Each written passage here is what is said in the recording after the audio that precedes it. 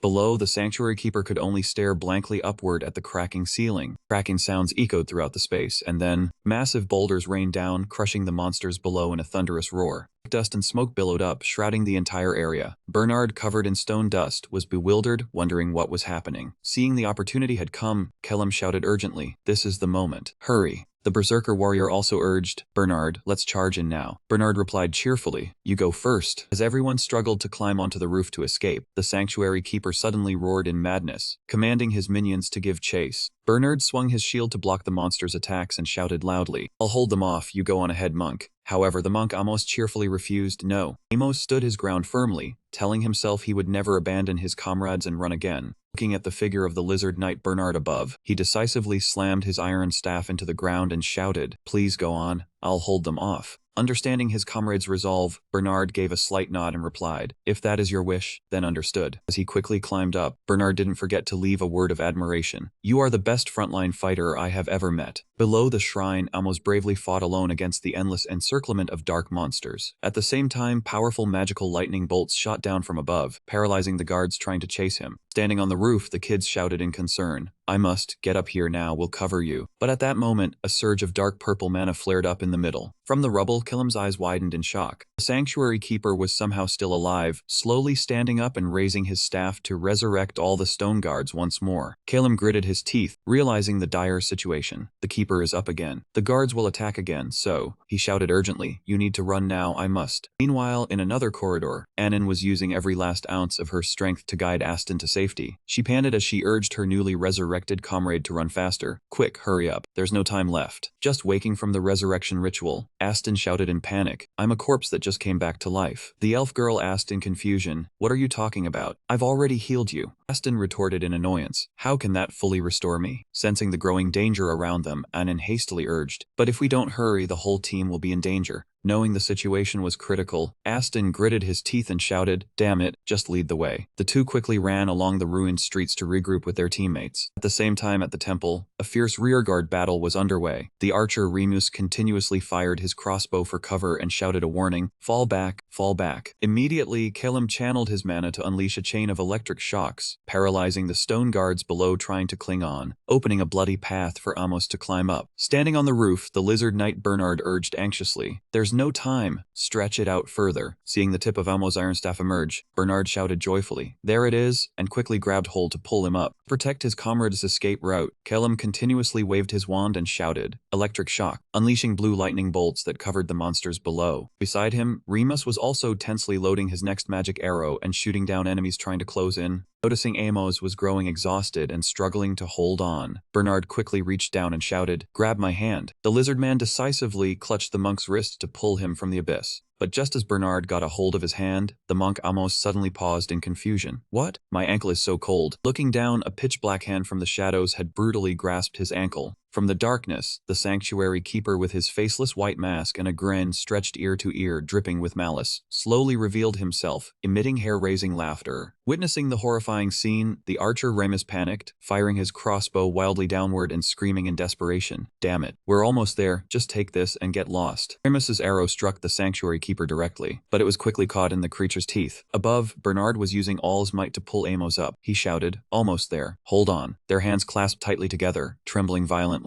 However, the weight of the massive monk, combined with the pulling force from the monster below, was draining Amos' strength. Bernard refused to give up. He gritted his teeth and roared with determination, "I will save you. Do not let go." But Amos knew it was too late. He whispered, "It's too late, I'm fine, you run ahead." At the critical moment when everything hung by a thread, they spotted an opening from above, and he shouted orders, using the colored dagger. Immediately, a magic dagger was launched, striking straight into the mask of the Holy Temple manager. Bernard seized the opportunity and shouted, "Come on, go." Then he exerted all his strength to pull Amos up onto the roof. Amos lay on the roof, gasping for breath in exhaustion. Just then, a familiar voice suddenly sounded in front of him. "You've been through a lot, Amos." Amos was startled and looked up, and that voice continued teasingly. "Hey, uncle!" What met his eyes was a red-haired young man with a mischievous smile, standing and waving hello. The sudden appearance of him shocked the monk Amos, who shouted he snuck attack. But to everyone's surprise, Keeler could only scratch his head in confusion and explain, "I don't understand anything. He said use the dagger, so I threw it on reflex." Looking around the unfamiliar space, the sneak attacker, whose real name was the Greenhorn, asked dazedly, "But where exactly is this? And who are these big brothers of yours?" Before he could even collect himself, the bald Uncle Amos rushed over and hugged him tightly, leaving Keeler choked with shock. Amos was so moved that he shed tears, holding tightly to the comrade who had just come back to life. Thank heavens! The overly strong squeeze from the muscular uncle made the Greenhorn suffocate, his face turning pale as he screamed, I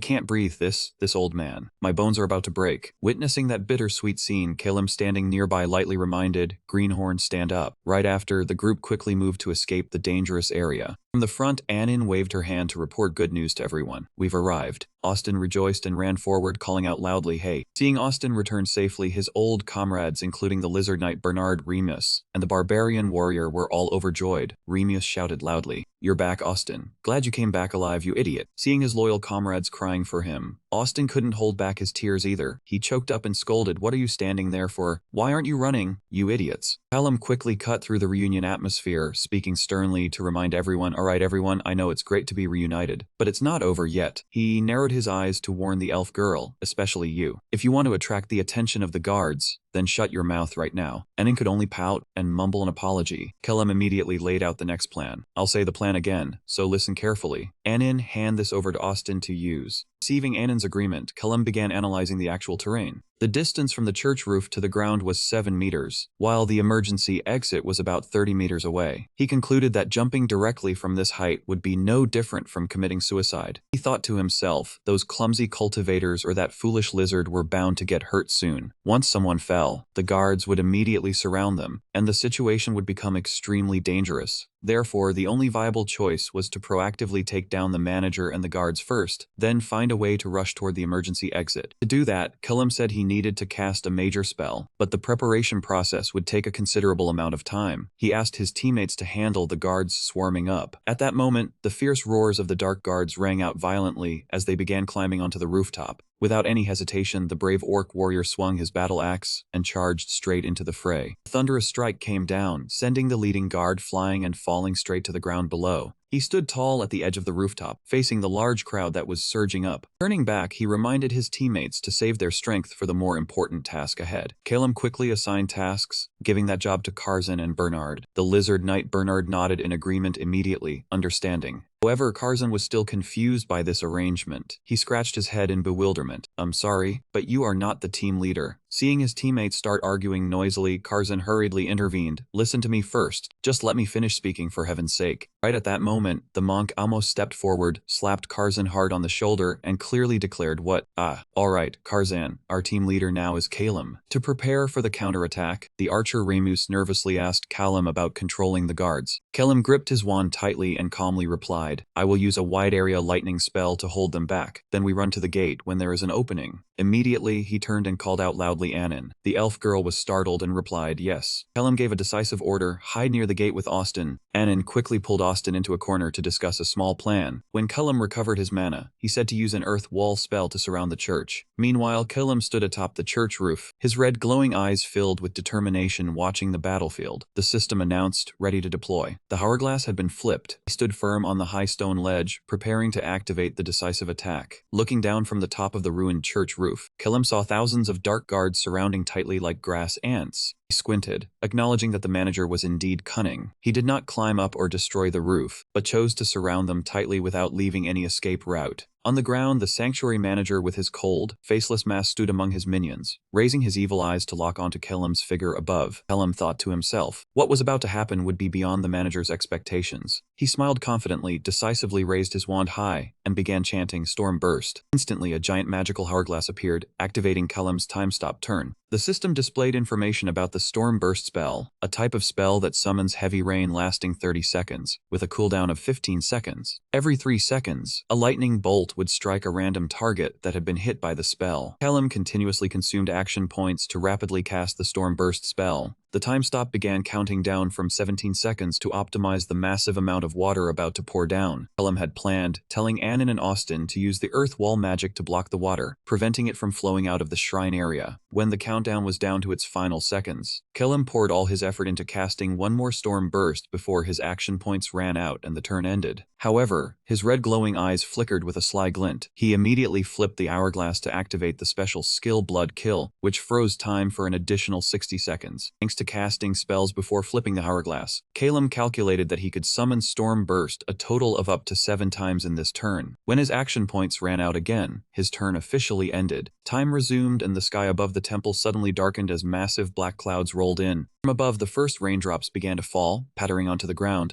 The sanctuary manager and the dark guards looked up at the sky in confusion. Immediately after, a colossal rain poured down like a waterfall, quickly flooding the entire temple area in a drenched sea of water. Witnessing this sudden storm, the lizard knight Bernard and the orc warrior were completely astonished, exclaiming, "What is this?" In the distance, Austin and Annan also stared in shock at the sky full of charged clouds. Standing at the peak, Callum with his fierce red eyes coldly commanded, "Discharge." Instantly, massive bolts of lightning struck down from the clouds like a storm, spreading through the drenched rainwater to form a devastating electric grid, paralyzing all the dark guards below. The massive charged storm pouring down left Austin utterly amazed. Looking at the swirling black clouds in the sky, he could not help but exclaim, "What is this? A cloud mass this huge, is this real?" Lightning struck the temple fiercely and relentlessly. At that moment, a hoarse call rang out, "Austin, the earth wall." Shaking off his astonishment, Austin hurriedly replied, Right, that's right." He could not help but shudder when thinking of the young mage's strength, a tier 1 mage who could control a spell of this magnitude. The rumors about a prodigy mage must be true. "Raise it up, the boundary earth wall." Austin raised his staff high and shouted. Instantly, massive earth walls rose from the ground, surrounding the entire temple area to hold the water in exactly as Callum had planned. Finishing the magic, Austin turned to Annan and asked, "I did as you said, what now?" Annan calmly replied, "I heard the barbarian will jump over first." The statement confused Austin, making him ask, "Jump over how?" Before he could understand, the barbarian warrior from above activated his long jump skill and dove straight down. Seeing the giant figure falling like a meteor, "Get out of the way, Austin." The barbarian warrior landed with immense force along with his battle axe. Witnessing the mighty landing, he stood from above and smiled slightly, commenting, "Looks like that was a good landing."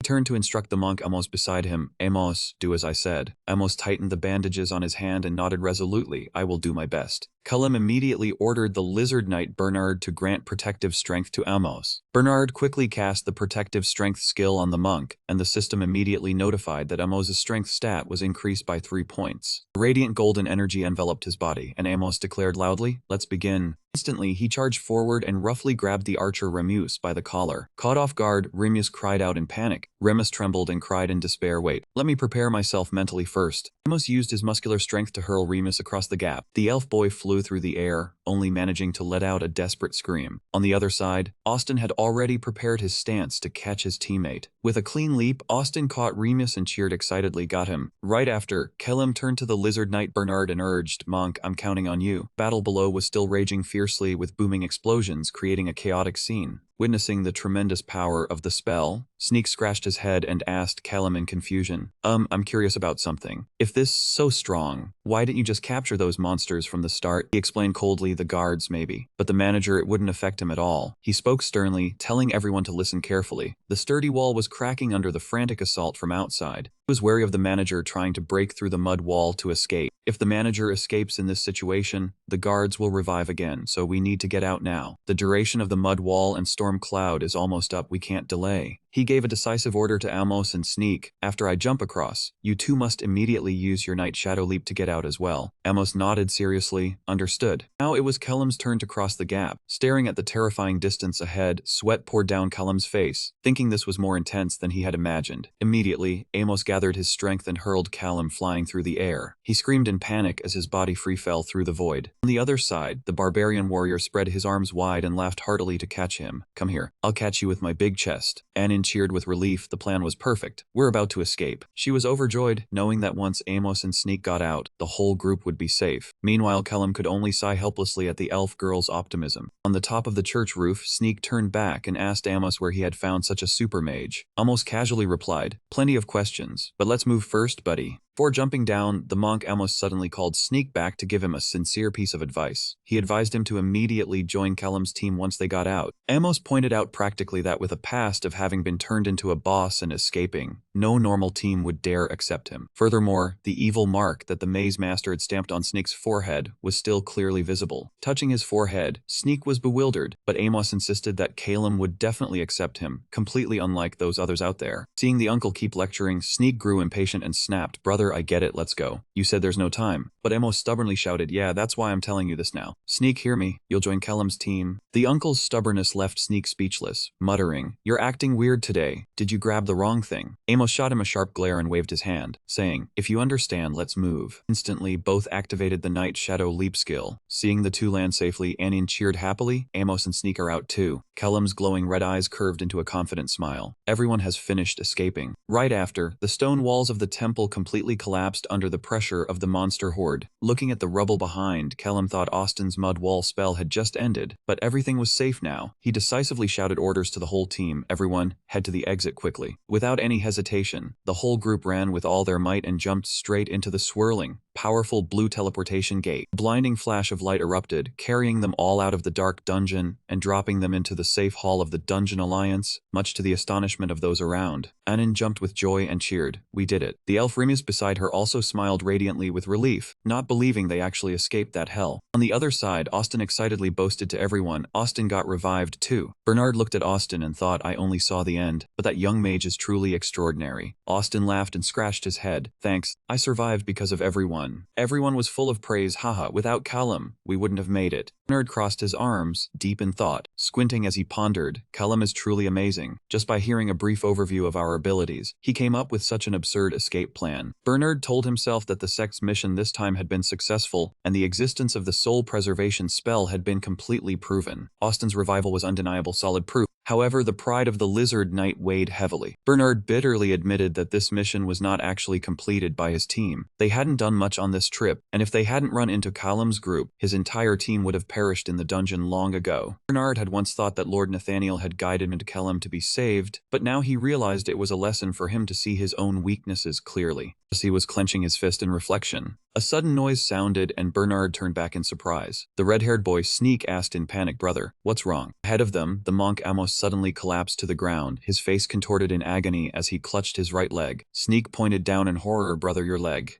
Right at the bandaged calf of Amos, a black, festering wound was emitting a terrifying, evil purple aura. Witnessing the horrifying scene right before his eyes, Kellum was completely frozen, his eyes widening in shock. "What is this? What is this?" Looking at the wound necrotizing rapidly, cold sweat streamed down Callum's forehead. He gritted his teeth and wondered when exactly. How did he get hit by such a penetrating magic? How could I not have seen it? The system immediately displayed detailed information about the wound. It was a corrupting ray, an extremely vicious level 3 dark magic. This type of curse directly attacks and causes the target's heart to rot, gradually leading to a painful death after a short time. He immediately recalled the breathless battle at the Soul Temple. He was horrified to realize that when that bastard manager grabbed his leg and held him back, it must have cast the spell then. So the faceless boss had secretly planted this deadly curse on Amos at the very moment it grabbed his ankle. Furious at his teammate's stubbornness, Kellum shouted, asking why he only spoke up now. Collapsed on the ground, Amos coughed up a mouthful of fresh blood, weakly replying helplessly, "Even if I told you, what could be done?" Standing nearby, Sneak was also extremely anxious, shouting, "Don't be ridiculous. You were jumping fine on the roof a moment ago." Amos forced a weak smile, blood still streaming from the corner of his mouth. He whispered jokingly, "At that time I thought I could still jump." "Bernard, you're a holy knight, do something." However, Bernard could only hang his head in helplessness, sweat dripping from his face, trembling as he replied, "This curse is beyond my power to dispel." Knowing he wouldn't make it, Amos used his last bit of strength, tremblingly raising his bandaged hand. He held the golden protective charm with reverence and whispered, "Calum, I have a request. Please give this charm to my wife." His face was contorted in pain, the black veins of the curse had spread up to his neck. He closed his eyes sorrowfully. "I promised I would definitely return. I'm sorry for breaking my promise." As soon as he finished speaking, the burly monk's hand suddenly went limp, losing all strength. The protective charm slipped from his hand and clattered onto the ground. Witnessing the sudden death of his righteous comrade, Kalem's eyes contracted in shock, the red flaring up with fury and grief. Anin beside him sobbed uncontrollably, screaming in panic, "Kalem, his heartbeat is getting weaker." The lizard knight Bernard knelt down, piously clasping his hands in prayer. "Oh Nathaniel, this soul." Contrary to everyone's resignation, Kalem stood silent, his head bowed in tension. His mind was racing, searching for a solution. Think, he's not dead yet. I can't let Amos go like this. A flood of memories and game information flashed through his mind. First were the items looted from the bandit group earlier. Those bandits had some pretty useful things. He recalled the ancient spell scroll he had stored away. Next was the image of the second glowing relic in the Soul Temple, along with his conclusion at the time, meaning an adventurer had just died on floor 15. After piecing all the clues together, Kalem's glowing red eyes suddenly flashed with keen intelligence. He smirked slightly, thinking, wait, yeah, possible. Kalem quickly hoisted Amos onto his shoulder and shouted orders, "Anin, sneak, follow me. Hurry before he stops breathing." Seeing him suddenly act, the lizard knight Bernard shouted in panic, asking what he was planning to do. Without any explanation, Kalem continued to dash forward at a terrifying speed. Setting Amos down on the ground, Kalem breathed a sigh of relief when he saw his chest still rising and falling. Thank goodness, it wasn't too late. But when he looked ahead, his burning red eyes narrowed slightly. A long line of dark guards was forming up, completely blocking the path to the exit gate. Kalem was astonished. They had been waiting all the way at the gate. At that moment, a strange green light rose from Amos's body, pulling his soul flying straight forward. That soul light was quickly sucked into a glowing magical bottle. Kalem immediately recognized it as the soul bottle containing Amos's soul. He decisively kicked off the ground and shot forward to snatch the bottle back. Anin Zung also chased after him and shouted loudly, "Kalem, I'll cover you." Running beside him, Sneak Attack also asked anxiously if he had a plan yet. Kalem clearly stated his goal: "I'm gonna get Amos's soul bottle over there." Hearing that, Sneak Attack was about to rush forward to use a support skill, but Kalem immediately yelled to stop him. "No, don't use any skills, just wait." At this moment, the system panel showed the hourglass's cooldown still had a full 13 seconds left. Kalem broke out in a cold sweat, gritting his teeth as he ordered his teammates to block the oncoming horde and hold out for 13 seconds. Monsters howled madly as they charged forward. Kalem immediately swung his wand, activating the dust explosion spell to create a violent fiery blast to push back the wave. However, the enemy wave continued to surge forward relentlessly, constantly swinging their weapons in rapid attacks. System displayed the hourglass cooldown still had a full 9 seconds left. Kalem poured his strength into firing lightning to fight back, gritting his teeth against the suffocating pressure, the time barely moving at all. Could he even hold out? Just as he was starting to tire, a loud shout rang out. The brave lizard knight Bernard hoisted his shield and charged forward to block in front of him, declaring loudly, "Until you receive proper compensation from Nathaniel, as a priest, I cannot let you die." Bernard's timely support along with his teammates helped stop the enemy's attack. Witnessing the lizard's chivalrous appearance, Kalem let out a slight, relieved smile. "This is the first time I'm glad to meet a talkative lizard." The hourglass's countdown quickly approached its final seconds. 5, 4, 3. Looking at the chaotic battlefield before him, he thought to himself, no matter how he thought about it, this was really happening. Normally, he would never gamble his life on such a slim chance. But what other choice was there? The only way to save him. He quickly reached into his pouch as the timer hit 1. It was now or never. The system panel immediately displayed a notification. The force-aligned hourglass was now available. He immediately took his stance, decisively giving the order to sneak attack. "After I give the signal, approach that manager using the leap skill, steal the staff using the steal skill, and then return using shadow leap." Hearing his crazy plan, Sneak Attack was utterly bewildered, stuttering in protest. But against him, the steal probability is. Kalem decisively cut him off to bolster his confidence. "Alright, trust me and get ready." Immediately, a burst of magical light flared up along with the system notification for activating the hourglass. "Your turn." Kalem immediately activated the movement spell, focusing all his concentration on the tip of his wand to lift Amos's soul bottle from a distance. The system's action bar continuously depleted corresponding to the operation time. The glowing green bottle had begun to slowly rise from the middle of the dark monster horde below. Kalem carefully guided the bottle to move very slowly to bring it back into a safe range. Watching the bottle draw closer, he thought about the times Amos had bravely protected the team from danger. He swore to himself that he would save this loyal teammate at all costs. The moment he grasped the soul bottle in his hand, Kalem decisively ordered the elf girl Anin, "Shoot a lightning bolt at that manager right now." His action point bar depleted at the same moment Kalem's turn ended. Kalem also quickly yelled to his teammate Sneak Attack, "It's time." He thought to himself how wise he was to have bought this special arrow before entering the maze. The giant lightning bolt shot forward, striking a massive bolt of lightning straight down at the manager's position. Caught off guard by the sudden hit, the sanctuary manager roared in pain as the lightning bolt enveloped and paralyzed his entire body. Seizing the opportunity of a lifetime, Sneak Attack transformed into a shadow and shot forward at a terrifying speed.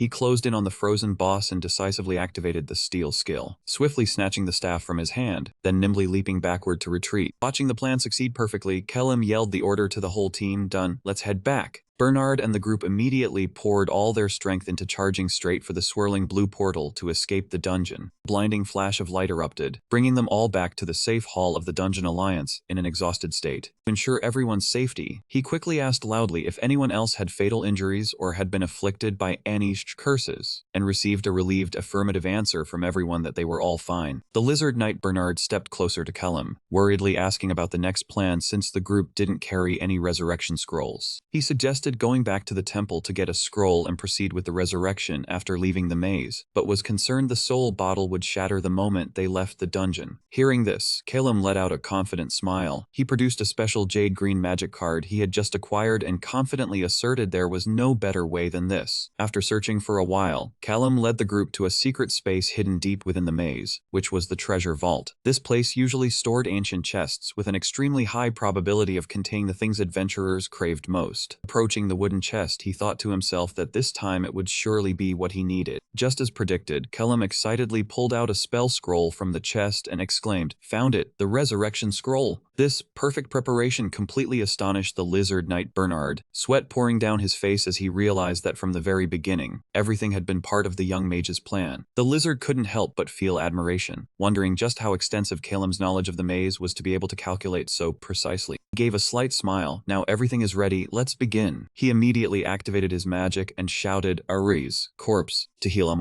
Kellum's plan was first to turn him into an undead. Next, he used his staff to completely purify the evil curse, then decisively dispelled the undead control spell to return his body to a human state, and completed the entire process with the resurrection scroll he had just found. In the warm morning light, Amos slowly opened his eyes. He sat up abruptly, covered in sweat, looking around in a daze. Witnessing his teammate truly revived in flesh and blood, the whole group of adventurers was overjoyed. Callum stepped forward, returning the golden amulet to the burly monk, softly saying that this pendant should be given to her by his own hands. This miraculous wonder had completely convinced the Lizard Knight Bernard. He stepped forward to shake Callum's hand with respect, sharing that he had learned a great deal from him during the journey. Bernard instructed him to visit Nathaniel's temple upon returning to the village to receive the reward for the rescue mission, and Callum smiled and nodded. Right after, Uncle Austin rushed over excitedly, beaming with gratitude, saying, "Young man, I owe you my life. This debt I will repay even if it costs me my life. Thank you." The uncle's enthusiasm made Callum only smile wryly and scratch his head, saying, "Haha, it's nothing, no need to overstate it." Bernard and his teammates waved goodbye, decisively jumping into the dark passage to return first, saying, "I'll go ahead, see you at the village." Watching their backs gradually disappear into the stone corridor, Callum let out a soft sigh, thinking that even though they had messed everything up and caused no small amount of trouble, this outcome was still the best. He smiled at the purple gem he had just harvested, thinking that since they had come back to help him, and he had earned extra profit, he would generously let bygones be bygones. Seeing that everything was settled, Anin happily turned and said, "Callum, let's go too, shall we?" However, the young man immediately responded, "No, I'm not done yet. I haven't picked up the treasure yet." Anin paused but still asked doubtfully, "But earlier when I looked, I only saw a bunch of junk." Walking past the elf girl, the monk almost laughed loudly and explained, "That's how it seems to a newbie. Among that junk, there are still usable items." Callum smiled softly, telling himself they were merely passable items, not exactly what adventurers craved, or priceless treasures. But with a gamer's experience, he knew well that rummaging was better than missing out, and who knew, he might find a few good pieces. Thinking means doing, the young man immediately rushed to the chest, directly rummaging and throwing out the leftover items like a frying pan. A broken sword came out behind, making them clatter to the ground. Suddenly, Callum's eyes locked onto an item. He exclaimed in surprise, "Oh!" Holding the item in his hand, he realized in astonishment, "Oh, a blank scroll." The system immediately displayed detailed information. The blank scroll can be infused with magic to create any spell scroll you desire. This was indeed a huge bargain for a mage like him. Continuing to rummage, Callum picked up an exquisite small dagger, thinking to himself, "This dagger looks pretty cool too. I'll know after identification if it works well, I'll give it to sneak attack." While cleaning out the chest, his gaze suddenly stopped at a strange object.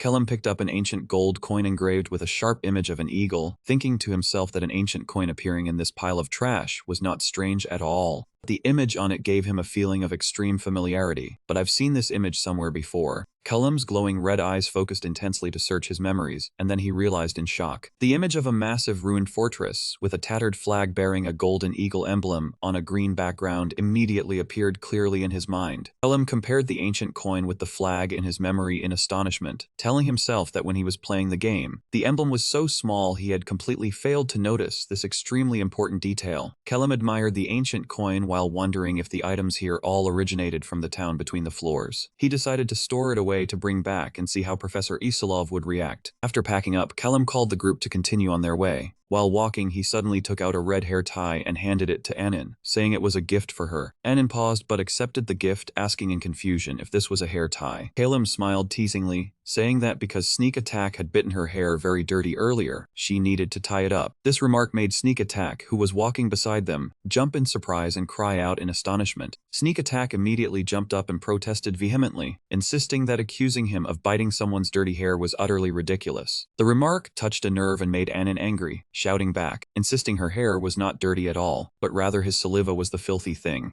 Sneak Attack immediately proposed an extremely hard-to-refute theory, saying that when eating rice and finding a hair, people find the hair dirty, not the saliva, so the one who should feel disgusted was him. This twisted logic left Annin completely dumbfounded. She naively believed it wholeheartedly and asked in confusion if that was really true. Witnessing the elf girl's gullibility, Cullum could only smile wryly and say she was truly too easy to deceive. Annin turned her face away in a huff, telling herself that as long as Sneak Attack didn't repeat the offense in the future, it was fine. Sneak Attack crossed his arms and threatened her not to spread this matter around if she didn't want to see his wrath. Observing the expressions of the two, Cullum thought to himself that Sneak Attack's personality was actually that childish, just as rumors said he was the youngest in the old team. While using the red string to tie her hair neatly, Annin curiously asked Sneak Attack about his real name, instead of the nickname he usually went by. Sneak Attack paused for a moment, his face suddenly becoming extremely serious. He slightly curled his lips in a self-satisfied smile, raised his hand to his chin, and solemnly declared that his real name was indeed Sneak Attack. The uniquely strange name made Annin unable to hold back her laughter. She quickly covered her mouth to suppress the giggles from escaping. That attitude immediately provoked Sneak Attack, whose face flushed red as he snapped that this was a name he had chosen himself, and had officially changed to, both cool and perfectly fitting for a thief's style. Annin laughed so hard her body shook while nodding along to soothe him. Still not satisfied, Sneak Attack turned to ask the others for agreement on whether his name was truly cool or not. But walking behind in the dark corridor, Cullum could only helplessly hold his head and earnestly beg him to stop asking, because he himself was trying his best to hold back his laughter at the moment. While moving through the dark corridors of the maze, Sneak Attack took the lead, guiding the way, and loudly reminded the team, "There are traps, follow exactly where I step." Behind him were Amos, Annin, and Cullum, carefully following every step. Witnessing the professionalism of the red-haired young man, Cullum was extremely satisfied, thinking to himself that having a thief in the team was indeed much more convenient. Thanks to the special ability of keen eyes that could avoid most traps, there was no need to strain his eyes scan the ground anymore. However, the peace did not last long. Annin's pointed hands gently pulled. The elf girl shouted a warning in panic. Cullum, wait a moment. Immediately, she shot 2 arrows in quick succession, taking down the enemies in the darkness. After clearing the danger, Annin happily slung her bow over her shoulder and urged, "Let's go now."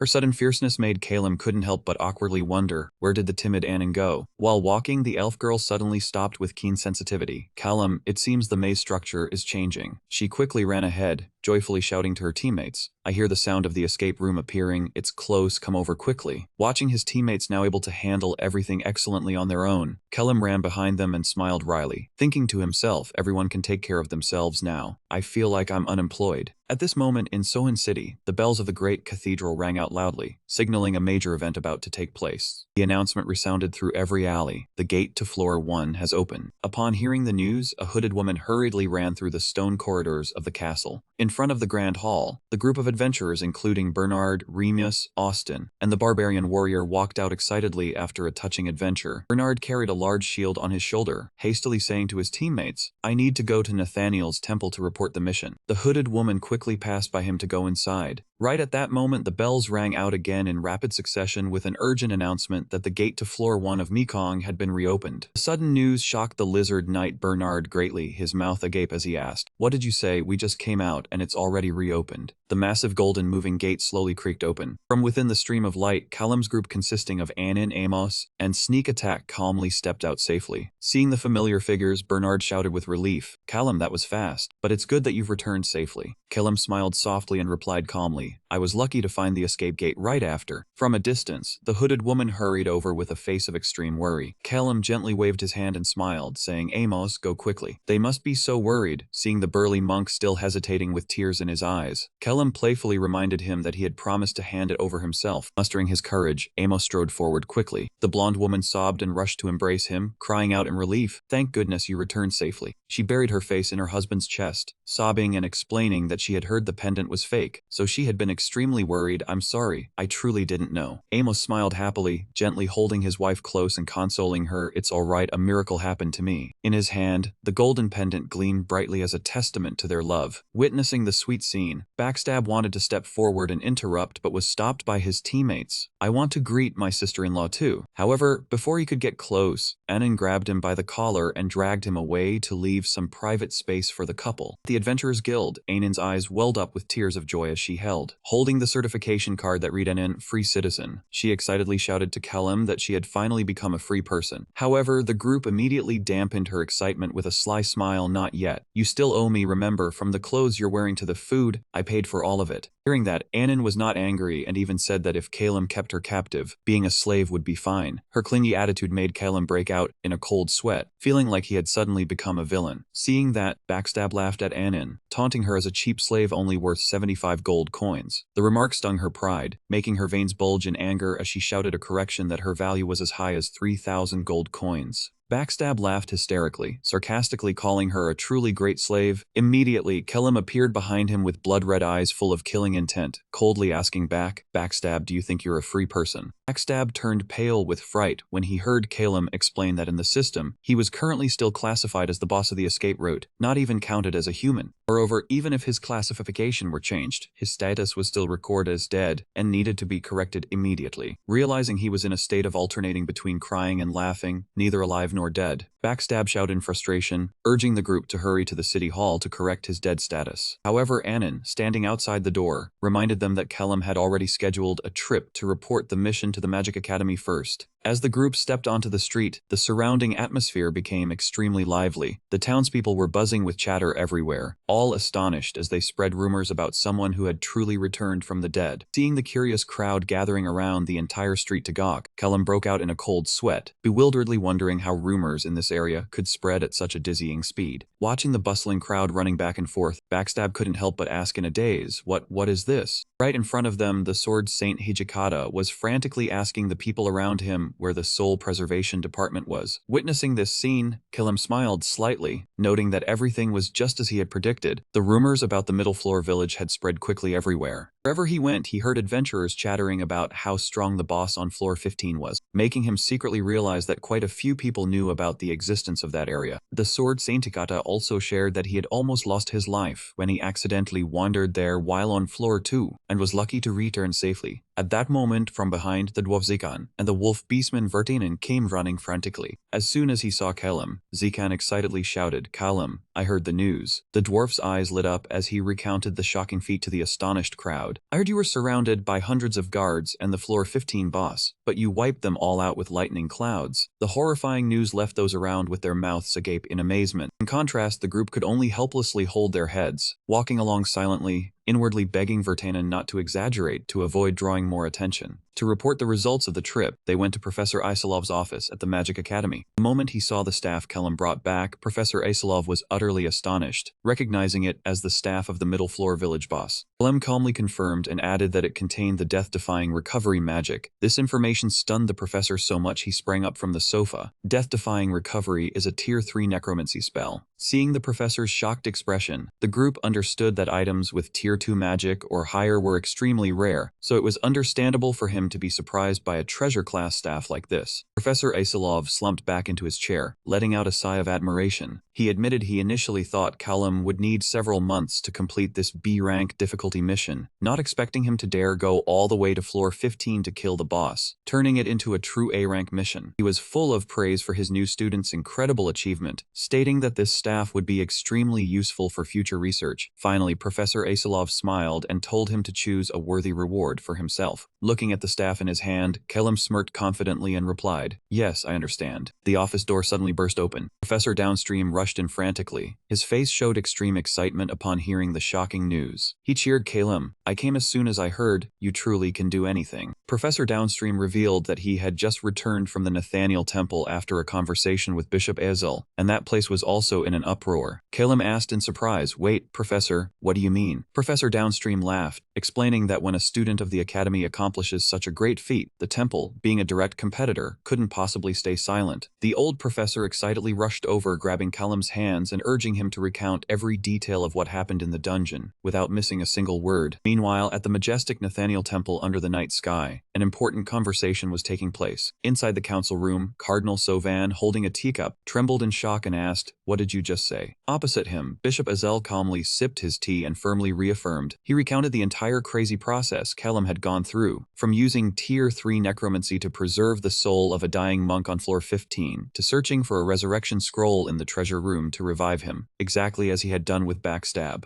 Cardinal Sovan was completely shaken, cold sweat streaming down his face upon hearing of the feat of a first-year novice. He admitted that if he were in such a dire situation, he would never have thought of such a creative and bold solution. He noted that using necromancy was usually taboo and extremely difficult for the church's priests, but because Callum was a mage, he could flexibly apply this unique healing method. Bishop Ezel sighed slightly, revealing that the only reason the church had supported Isilov's research project all along was because the temple was the core institution responsible for preserving souls and resurrecting adventurers. But now, with the appearance of a genius like Callum and the shocking resurrection method he had just performed, Bishop Ezel gravely predicted that the temple's policies and operational methods in the future would likely face a monumental change. Bishop asked about Bernard's condition. Cardinal Sovan sighed sympathetically, revealing that Bernard was currently in a state of utter despair. In his mission completion report, the Lizard Knight had rated his own contribution as a complete and utter zero. Bernard bitterly admitted that without that young mage, his entire team would have died in the dungeon and his dead comrade could never have been revived. Feeling himself utterly useless, Bernard had even transferred his entire reward money to Callum's group. He was also curious about the identity of the young mage. "Ah, by the way, what was the name of that mage? I want to follow his future achievements." Meanwhile, at the Magic Academy late at night, Annan was pacing anxiously, waiting. The moment she saw a familiar figure emerge, the elf girl rushed over and called out Callum's name worriedly. Callum walked out listlessly, his face tired, complaining, "Damn old Meldini kept me for 2 hours."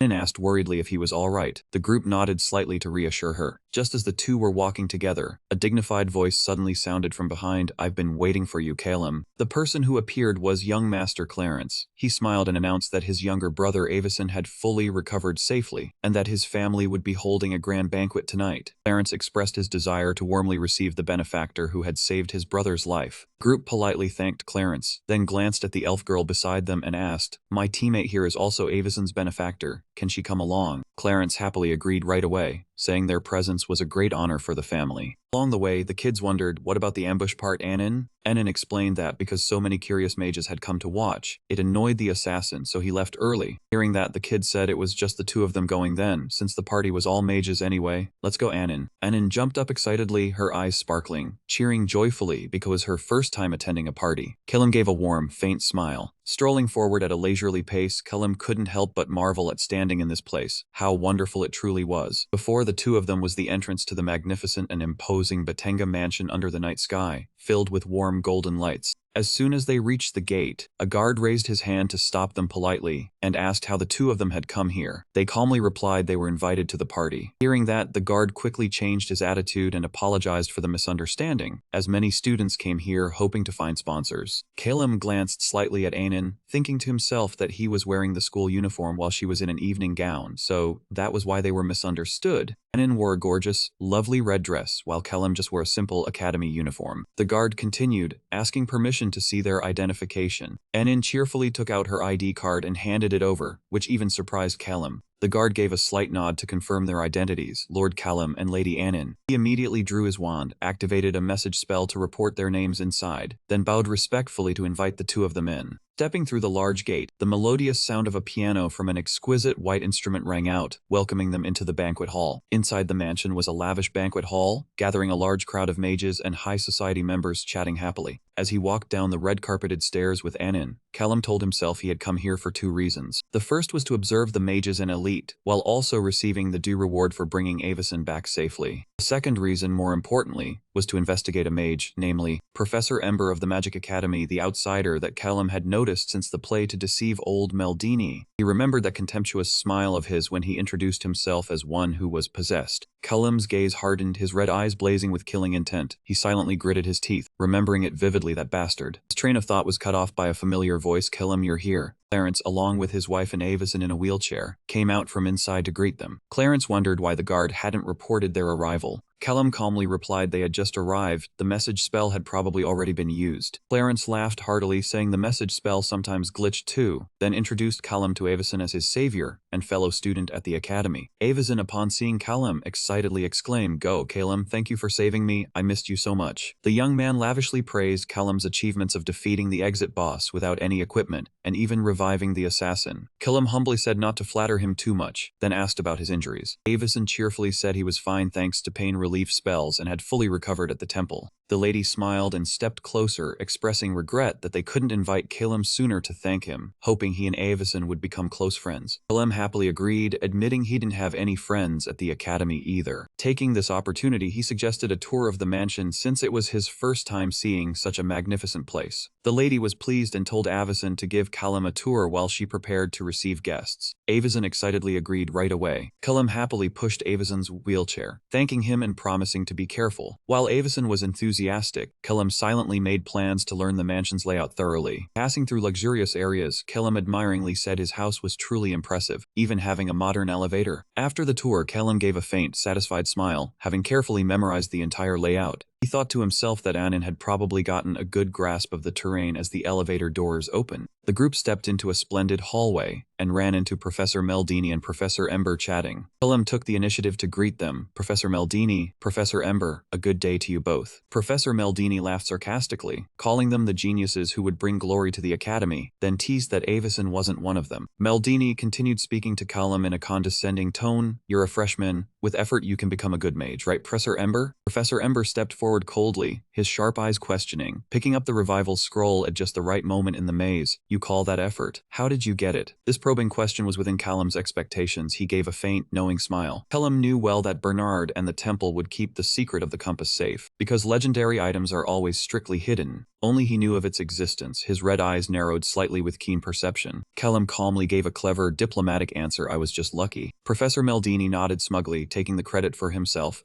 It was all thanks to me. I'm proud of it." Professor Ember was not satisfied with the evasive answer. He said in a harsh, annoyed tone, "So you're not going to talk, huh?" Meldini laughed it off, saying a mage should at least have some secrets. Not letting it go easily, Professor Ember changed the subject to continue probing. "Fine. Let's go to another question. I have many things I want to ask. How did you create the magic that defeated Manager Zelen?" He analyzed it himself. "You combined 3 first-class spells." Ember suspected he might have used leftover knowledge from the possessor. That suspicion made Ember think deeply. If so, the prime suspect was the teammate he had killed in the past, the possessor of the foreign fox tribe. He stared at Callum and asked one final, mocking question. "Callum, I'll only ask one more thing. Do you intend to rely on luck forever?" Facing the provocation, Callum with his blazing red eyes calmly replied, "I just hope luck will continue to follow me." Calm answer stunned Professor Ember, his face visibly changing. With a sinister smile, Ember muttered, "I see." Then he abruptly turned and left. "Pardon me, I have matters to attend to." Meldini asked in confusion, "Why so sudden?" Watching Ember's retreating figure disappear, Callum gave a faint, satisfied smile, telling himself that leaving so quickly must mean he had taken the bait. He knew well his exclusive advantage. "I've cleared the game and entered the hidden difficulty in developer mode, and even gotten a new achievement, Master of Turn-Based Systems. In other words, I exclusively possess knowledge that no possessor has ever experienced. So what will you do about that?" On the other side, Professor Ember walked along the hallway, deep in thought. He concluded that Callum was a mage with superior knowledge but not a possessed one. He didn't come to this party alone, did he? Instantly, Callum silently activated his special skill, freezing all of your turns. The entire surrounding space fell into absolute stillness. Seizing that opportunity, Callum glanced at Anin and whispered a secret order. "Anin, watch Professor Ember, record who he meets and the content of their conversations." In a secluded corner of the hallway inside the Batanga mansion, urgent knocking echoed alongside an urgent report. There were important new discoveries. Professor Ember was in his room, irritably replying that he did not care about the party's social affairs. But the next sentence made him pause. It involved Callum. He might know more than they thought. The messenger continued to analyze, suspecting the possessed one of the Iho race came from a more difficult world, and now Callum had inherited all of his knowledge. From the hallway outside, Anin silently hid behind the corner of the wall. Her pointed ears slightly perked up, focusing intensely to listen to the entire conversation inside. Conversation continued in the room, but it seemed he was still withholding something he had not said, such as the location where the soul or treasure was kept. The messenger affirmed this was the opportunity. They must find a way to bring him to their side. Ember frowned and asked back, "Do you mean we should expose him as a possessed one?" The other shook his head. "No, it's too dangerous. He is close to Meldini. We need to ask for instructions from our superiors." If they hesitated, the Black Hound would approach Callum first. On the wall, the Blue Hound's head symbol of the Black Hound organization appeared mysteriously. Anin quickly returned to report, whispering about the criminal organization Black Hound she had overheard. She hesitated to say they were talking about him, but Callum just smiled reassuringly. Inwardly, Callum's red eyes narrowed slightly with vigilance. He analyzed the reason the Black Hound targeted him and why Professor Ember seemed troubled. Callum wondered if the Black Hound possessed members possessed from another world, and it seemed they were not compatible with the possession group at the Magic Academy. He told himself he must find a way to investigate this mysterious organization thoroughly. At that moment, the lively atmosphere of the party hall quieted as the host Erd Batenga stepped out onto the large balcony. He greeted and thanked all the guests, then loudly announced that today's party was to celebrate his youngest son, Avason's safe return. Host Edward directed everyone's attention to the two adventurers who had saved his son, namely Mage Callum and Archer Anin. Amidst the enthusiastic applause of the crowd, Callum and Anin slightly bowed their heads in greeting. To express his gratitude, the head of the Batenga family revealed that there was a special reward for them and arranged a private meeting before the party ended. Right after, he excitedly announced a magic game named Lost Message in the Maze, a challenge requiring both magic and intellect. Host Edward explained the rules. Guests formed teams of 3 using communication magic. The task was to find the first escape scroll to win. Players freely chose their roles when encountering a challenge. Each team had exactly 60 seconds to discuss and come up with a solution. The solution would be written on a slip and sent via communication magic. The result based on the reasonableness of the plan to handle the situation. Gave an example: if a warrior was sent to attack a goblin, that was a good and feasible plan. But if a mage used his fists to fight a monster hand-to-hand, that was a wrong decision bound to fail. To add excitement, the host proposed an entry fee bet. The winning team would receive 5 times the bet amount, and all the money would be donated to the Academy's scholarship fund. While the crowd of guests was buzzing with discussion, Callum suddenly spoke up, asking if he could use the reward he had just received to place a bet. Faced with the young mage's confidence, host Edward smiled in agreement and allowed him to participate. He gave priority to Callum and Anin to choose their teammate first, wittily saying that since they were a first-year mage and an apprentice archer, few would choose them. Callum slightly smiled with confidence, gestured towards the elf girl, and declared he chose Anin as his first teammate. His action of protecting his teammate surprised host Edward considerably.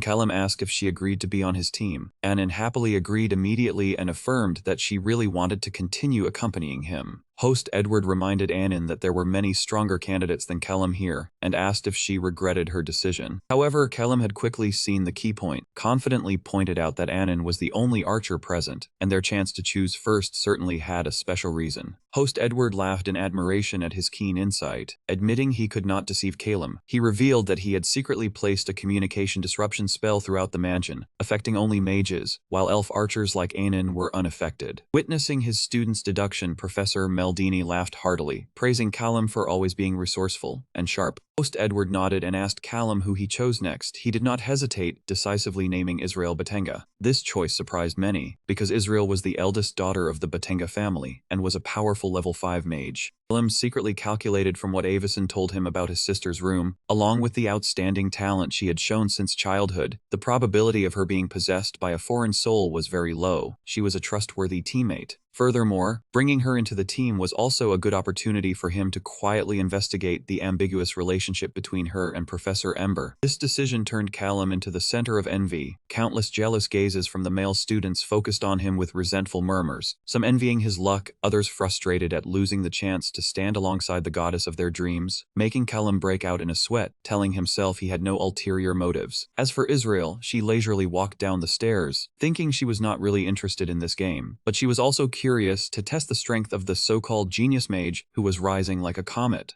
The location for the game was the giant maze garden right within the Batenga mansion grounds. In the pitch-black night, host Edward raised his wand high, solemnly announced that only one escape scroll was hidden in the maze, wished the teams good luck, and officially gave the signal to start. Just as they entered the maze, all three immediately received their simulated roles. Callum was the mage, Anin was the rogue, and Israel was the priest. Callum felt the surge of power enveloping him, silently admiring that the illusion magic here was so realistic it was as dangerous as a real dungeon. While moving, Anin's keen ears twitched slightly. She panicked and turned to tell Callum that she could not hear any sounds from the other teams. Callum quickly concluded that the opponents had used soundproofing magic to hide their positions, making Anin's face darken with worry, afraid that her sound-sensing skill had become useless, and she would not be able to help the team. Seeing the worried elf girl ask what to do, Israel smiled confidently, raised a finger to reassure her that she had also just cast a soundproofing spell on all three of them to maintain absolute secrecy. Her sharpness made Callum silently appreciative, thinking a level 5 mage of her caliber was the best possible choice. Without wasting time, Israel decisively raised her wand, announced she would activate a recording spell to prepare for their journey to find the escape scroll. Taking advantage of being the only three in the maze garden of the Batenga mansion, Callum decided to lay his cards on the table, directly asking Israel, "Do you know anything about those possessed from other worlds? For example, Professor Ember?" The sudden question completely shocked Israel. She turned pale, extremely confused, wondering how Callum knew about the secret relationship between her and Professor Ember. Could he have overheard their conversation before the game started? But if he had used sound magic, a keen mage like her could not have failed to notice. She was stunned, wondering if this elf girl possessed extraordinary sound locating skills. And that was the reason Callum always kept her by his side. That conversation lasted only a few minutes throughout the 5-hour feast, making it hard to believe Callum simply stumbled upon it. Had he been listening in the entire time from the start? Israel trembled as she realized Callum had been secretly monitoring this for a long time, not just overhearing it today. Seeing her start to panic, Callum raised his wand to reassure her. "I have no intention of harming a possessed one. Stay calm, I only want to talk with you. Tell me about the meeting of the possessed that Ember intends to hold." Under that oppressive crimson gaze, Israel stammered an admission that she did not know the details either. She gritted her teeth, telling herself to pretend she knew as little as possible to protect herself. But against Callum's sharpness, Israel had to sigh and reveal. "That meeting belongs to a secret club within the academy. The possessed members hide their identities with disguise spells, except for me." Callum asked curiously, "If you are not possessed, then why join?"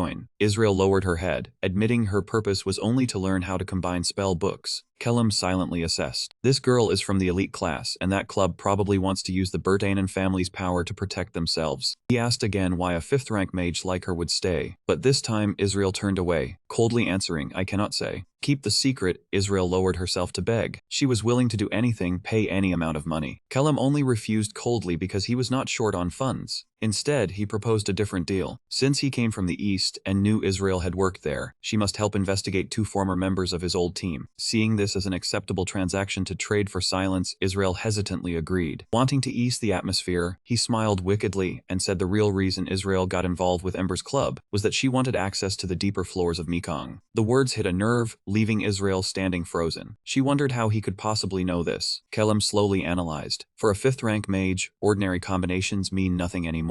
What you truly crave is the knowledge of the deep floors. He presented an enticing offer of cooperation. If she agreed, he would reveal knowledge of the deep floors that even Ember's circle did not know. Callum placed a finger to his lips as a sign of secrecy and affirmed he would not force her. He just wanted to ensure this conversation remained absolutely confidential. Israel swallowed nervously in silence, but that serious atmosphere was completely shattered by the knave Anin. Having been listening the whole time, the elf suddenly brightened and cheered. "Are we rich then?" Off-topic question made Callum hold his head in exasperation, sighing as he asked if she understood what the conversation was about. As the trio continued moving, an unexpected incident struck. The system announced that an event disrupting communication had activated, along with a bizarre curse cast upon Israel. The text appeared stating that if she refused to dance and sing a hymn within 3 minutes, she would be penalized. The forced punishment made the proud lady completely lose her composure. Anin could not help but laugh while Callum merely smirked. "This will be fun, right, Anin?" Israel was utterly devastated, whimpering as she asked if she really had to do it. Callum laughed smugly and reminded, "If you do not, you will be punished." With no other choice, the proud lady reluctantly closed her eyes. wriggled her body, and sang a hymn with an extremely awkward expression. Watching the forced performance, Kellum broke out in a cold sweat. He thought to himself that this talent was worse than a child's. Behind him, Anin covered her mouth, giggling. The punishment ended. Israel hung her head in gloom amid a cloud of dark smoke. Kellum suppressed a laugh and comforted her. Do not be too embarrassed. It was not that bad. The group walked a bit further through the dark corridor. Kellum whispered, "We are here." Looking down from above, all three saw a stone altar glowing with a soft blue light in the center of the hall. Anin excitedly cried out, "I see the scroll. It must be summoned from there." On the altar, an ancient inscription flickered with blue light along with a system notification that the scroll would appear in 5 minutes. At that moment, heavy footsteps echoed from the dark corridor behind. 3 figures in mage robes slowly stepped out. Leading them was the old mage Haley with his gray hair. He smirked wickedly, offering help to a group of newbies in trouble. Behind him was the sinister Professor Ember. Haley smiled and said it was Ember's suggestion. Seeing them, Kellum's eyes sharpened with coldness. He understood that this Ember had been observing him from afar and had now appeared only to probe what he knew. Seeing the enemy approach, Israel nervously suggested they grab the scroll and leave immediately. Professor Ember smirked challengingly, coldly declaring war. "Since you are here, let us have a duel." Professor Haley downplayed the confrontation, calling it just a game and promising to reward them all regardless of the outcome. But Kellum immediately refused that pity. He said a game should be enjoyed properly. Only the winners get the full reward. He coldly repeated the rules. Everyone knows them already. No direct attacks, only communication spells for the duel. Professor Haley smirked in excitement. "Fine, this will be interesting. Let us begin." Instantly, Kellum's eyes grew sharp. He commanded loudly, "Begin, Anin, run to the altar." Anin obeyed decisively, darting forward like lightning. "Trust me, Kellum." On the opposing side, the elf accompanying Haley smirked confidently. "I cannot let that happen." She immediately raised her wand rune and cast Fire Burst. Before the opponent could complete the spell, Kellum had already countered with a lightning-fast spell seal. Rune anti-spell aimed at Professor Haley. The system immediately announced a great success, leaving the enemy unable to cast spells for 30 seconds. Despite the communication seal, Haley quickly countered with physical magic. Against the dangerous blow, Israel raised her wand to erect a defense. Rune cast Protective Barrier. A surge of blue light erupted, shielding the team from the horrific explosion, but the sheer force from Professor Haley was terrifying.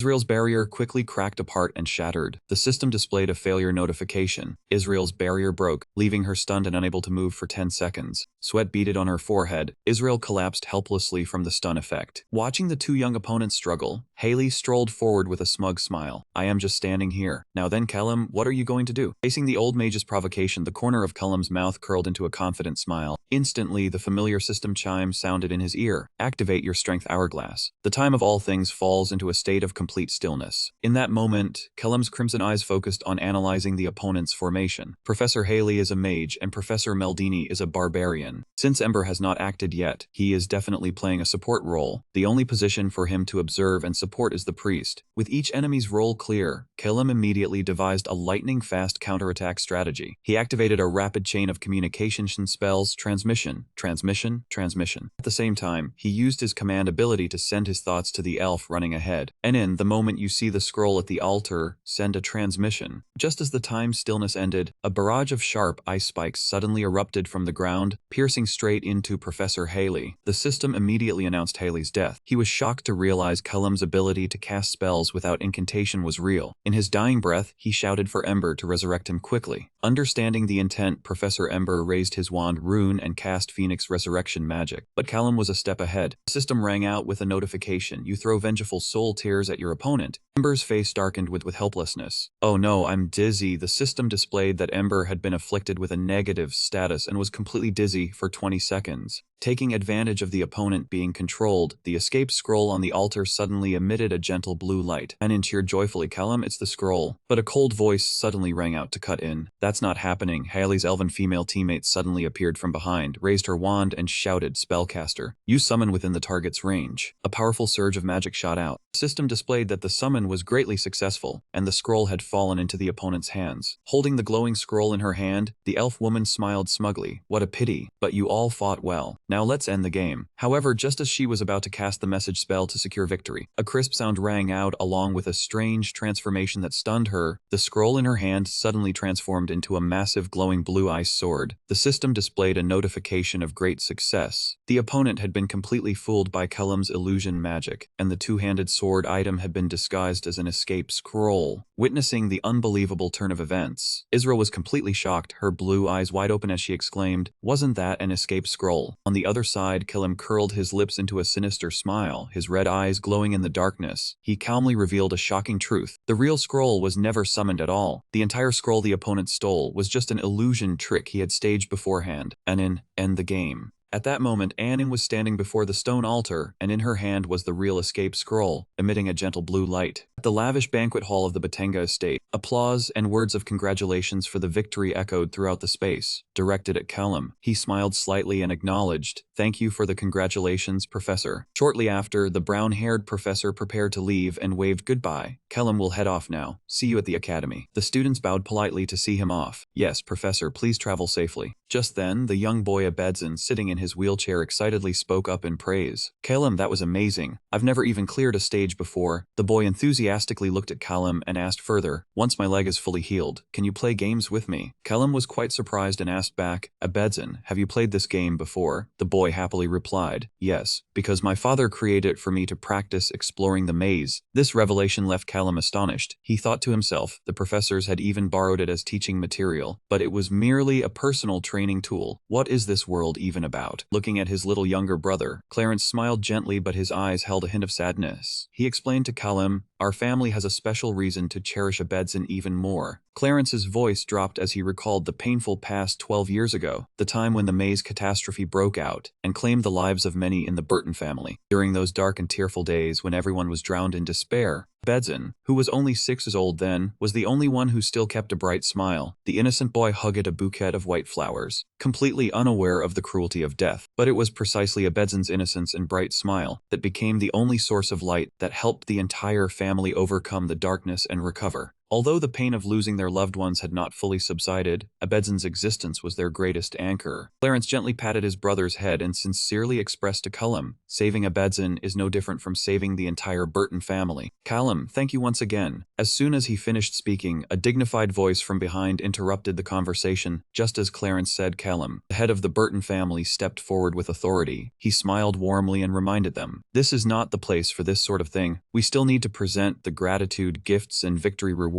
Please follow me." The group moved deeper into the estate together under the quiet night. The head of the Burton family looked at Callum and Anin and spoke warmly. "No matter what I give you two, it wouldn't be enough. But for a lower floor maze feast, too great a gift could become poison. Therefore, I have carefully prepared and selected the most suitable and useful items for you two at this moment." Anin let out a delighted gasp of surprise upon seeing the two exquisite wooden boxes being handed over. Callum opened his box, his red eyes narrowing slightly. He recognized the treasure inside. It was the Ring of Immortality. According to the system information, this ring allows the wearer to copy any practical level 1 magic into a spellbook without consuming spell slots. Callum smiled smugly to himself, thinking this ring would make it easy for him to copy the blank scroll he had obtained from the maze last time. He silently calculated that he should test it immediately. Meanwhile, Anin was also extremely excited as she opened her box. The elf girl joyfully exclaimed, "Wow, this item is really for me. New wrist guard, how awesome." Her gift was a crossbow bracer, a special equipment that granted the wearer the skill to redeploy sentries, allowing them to fire powerful magic arrows when the crossbow was activated. Callum politely expressed his thanks. "Everything is very useful, we will use them well." Immediately after, the head of the Burton family pushed a large stack of banknotes onto the table and announced, "And here, 200,000 gold coins, based on the appraised value of the items you wagered, multiplied by 5. A massive amount of money left Anin completely frozen. "So how much is this item worth?" Callum thought to himself. For an ordinary person, this is indeed an astronomical figure, enough to make their hands tremble. The head of the Burton family stood up, gracefully extended his hand and smiled. "And one more thing, I have something I want to give you. My handshake is the most valuable thing in Sohan. If you ever run into trouble in the future, don't hesitate to come to me." Two smiled slightly and decisively reached out to shake his hand. "Thank you, sir." After receiving the rewards, Callum and Anin strolled away together along the magnificent corridor of the estate. Suddenly, Callum's red eyes slightly narrowed as he heard a voice calling from behind Callum. He turned around to see a beautiful white-haired woman dressed elegantly standing with her arms crossed. Looking at him, she smiled mysteriously and asked if he could spare a moment. She activated a noise-suppressing spell to ensure the conversation was kept absolutely secret. Israel sternly warned Callum, "What I'm about to say from now on must not be known by anyone." "You ask why I cooperate with the language club of the Magic Academy. It was to obtain information about the deep floors, right?"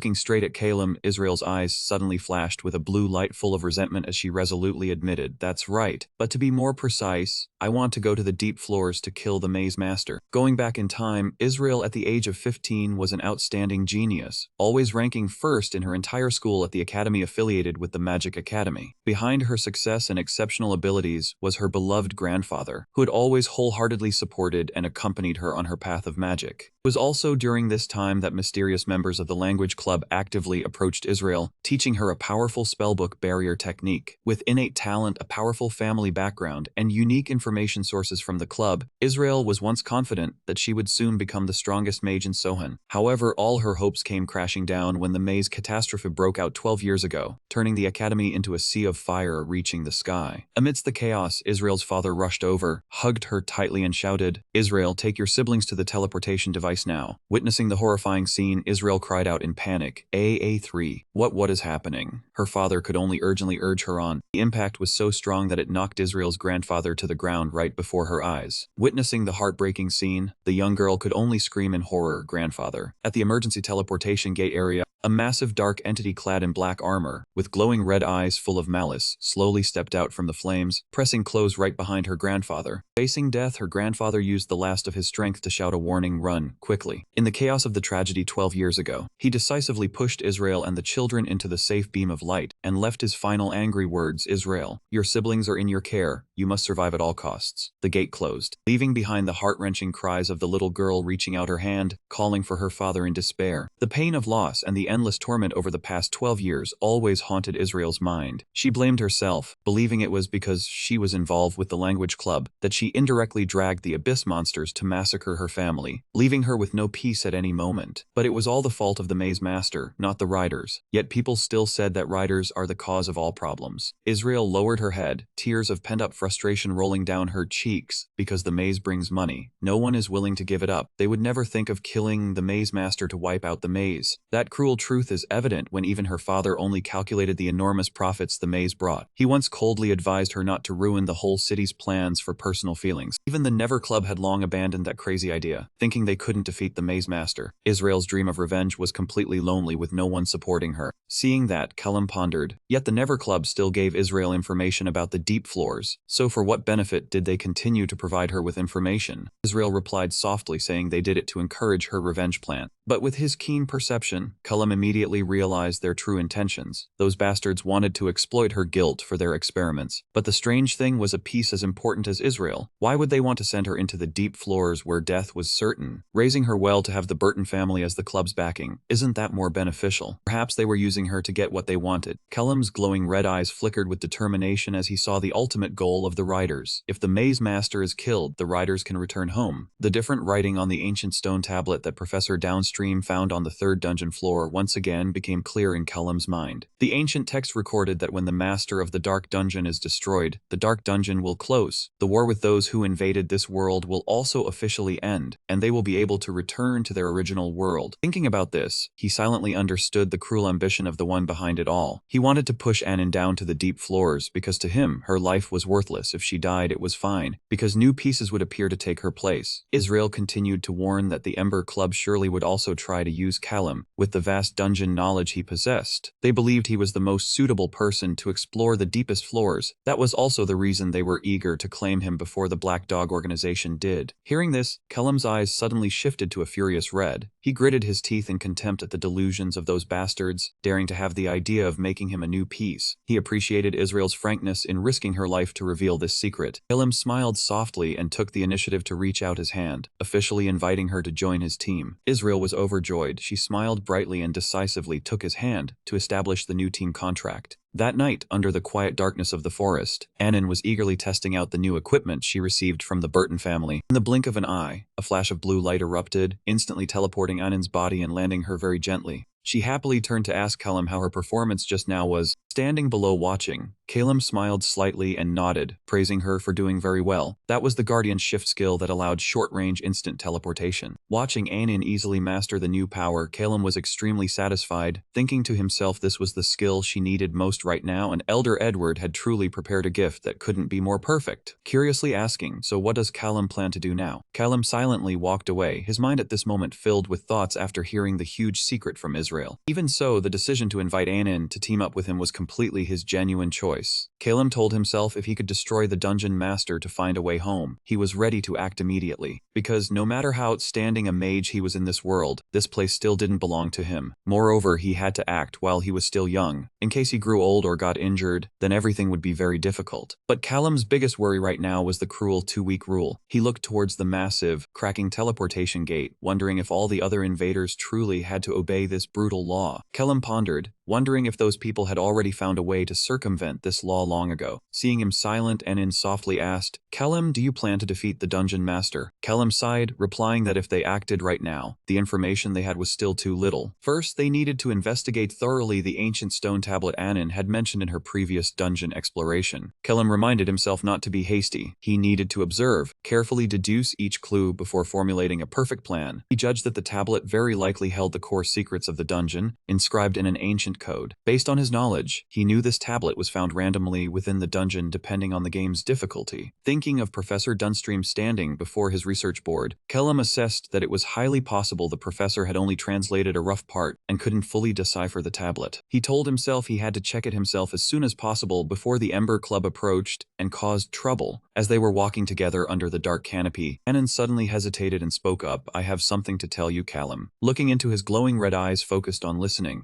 Anin smiled sincerely. "Although I know Calum still has many worries after the previous conversation, I still clearly affirm that I believe Calum can defeat even the dungeon master, because you're the smartest person I have ever met." Seeing the radiant smile of the elf girl, Calum softened his voice and replied, "Thank you." Anin gently touched her gorgeous red dress, emotionally confiding that meeting him in the dungeon was the greatest luck of her life. Just the other day, she was still struggling to run errands at the center to survive day by day, then suddenly was captured as a slave and pushed into a life and death dungeon. Yet now she had become a free citizen. Anin hugged the precious gift box tightly, happily saying she couldn't even have imagined having the chance to attend a noble's party and wear such an expensive dress. Seeing her too excited, Calum awkwardly scratched his head, explaining he just bought it so she wouldn't feel out of place in the crowd, but Anin was still extremely grateful. He looked at him with respectful eyes and affirmed all these wonderful things were possible, because Calum decided not to abandon her in the cold dungeon. Anin earnestly expressed, "Therefore, if I can be by Calum's side, I can go down to the deep floors. You must definitely take me along." She lowered her head shyly. "I'm trying my best not to be a burden, you know." Witnessing the adorableness and sincerity of the elf girl, Calum could only stand frozen for a few seconds. He smiled softly, "I have to beat the dungeon master soon. At this rate, I'll fall for someone from this place." That night at the academy dormitory area, Anin's urgent calls suddenly rang out from outside the door. Calum hurriedly opened the door, blushing in shock and asking, What are you doing?" What hit his eyes was Anin panicking. Clutching her red dress, she whimpered, pleading for help. "Help me. The zipper is broken. Can you pull it down for me?" Saying that, she shyly turned her back, revealing her fair bare shoulder, making Calum extremely flustered. He clumsily moved closer to help. "Stay still a moment, alright? It's hard?" Looking at the stiff zipper, he broke out in a sweat, concluding it must be stuck. "Let me try pulling it a bit harder." Anin asked worriedly, "What if it tears?" Before she finished speaking, he gathered his strength and gave a strong yank. Zipper was pulled so hard that the red dress ripped open. Anin screamed in terror. Calum was also so horrified that his face drained of all blood. "Oh my god." In a panic, Calum frantically hugged Anin from behind to help her hold up her torn dress, then kept apologizing. In the silent space, the two held each other tightly, the sound of their hearts pounding continuously and hauntingly. Calum blushed and calmed himself down, glad that no one had seen them. But right at that sensitive moment, a blood-curdling scream rang out from the doorway. Both of them spun around in shock and saw Backstab standing frozen at the entrance. Having witnessed the entire misunderstood scene, the red-haired man widened his eyes and stammered, asking, "Aren't they brothers? What is this all about?" Anin's face turned bright red. She yelled at them to get out and slammed the door shut. Backstab could only scratch his head and smile awkwardly, wondering if he had accidentally ruined the mood between the two of them. Calum leaned against the wall, trying to shake off his embarrassment, and told Backstab to go rest because it was all just a misunderstanding. Watching the back of his new teammate, he secretly worried knowing that the guy was homeless and had no money on him. That silent concern deeply touched Backstab.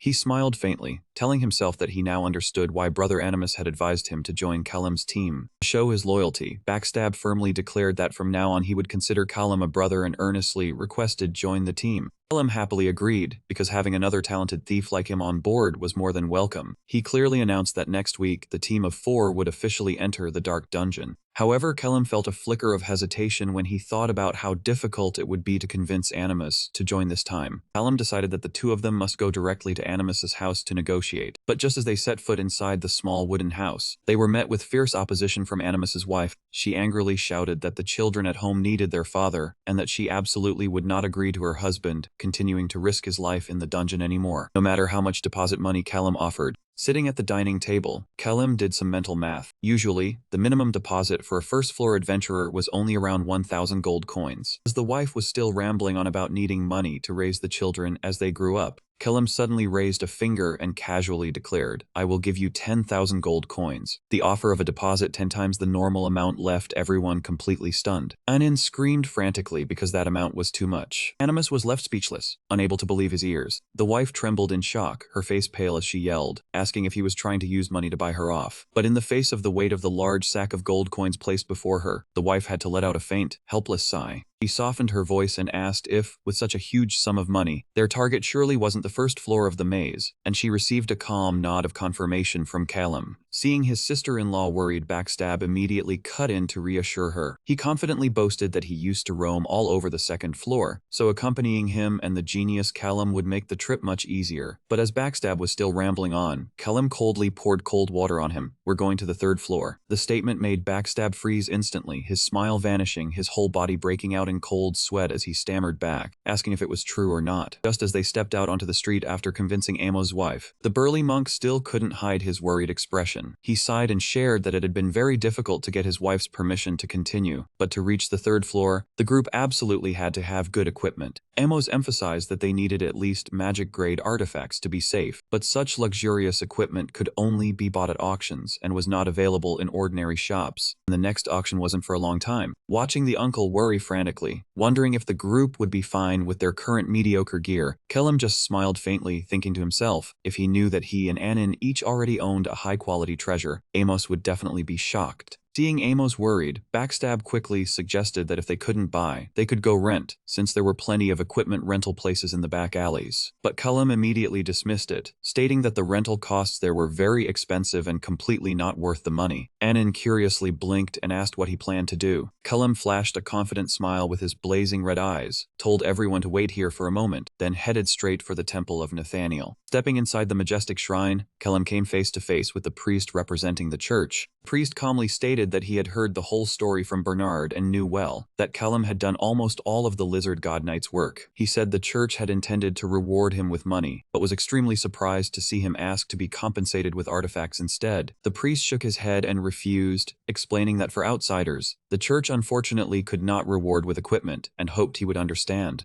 Kellum was not one to give up easily. He smirked and casually admitted that it was reasonable for rare artifacts and stock levels to reflect an organization's strength, but right after, he immediately made a sharp argument that reward was originally meant for Bernard, and Bernard himself voluntarily gave it all to him. The sharp rebuttal made the priest sweat profusely, flustered and unsure how to respond. Kellum smiled wickedly, bringing out Nathaniel himself, the god of fair dealings, to pressure him. So what would he think of this matter? Surely, he would want me to receive proper compensation. Faced with Kellum's strong arguments, the bishop could only helplessly scratch his head and smile wryly, admitting he couldn't find any way around the rules. To avoid any scandal that would affect the church's reputation, he conceded and told him to state his request. Shortly after, Kellum returned to the meeting point with the team. The moment they saw his figure approaching, Anin, Amos, and Backstab all froze in shock, shouting in unison at what Kellum had brought back. What met their eyes was a huge pile of magic-grade equipment and rare treasures laid out on the ground. Sweat streaming down his face, Backstab stared wide-eyed and asked if it was really true that he got all of this just from the recent maze quest. Kellum smiled confidently and replied that he hadn't even sold off all the loot yet. These were the items he received from the temple, the academy, and the guild.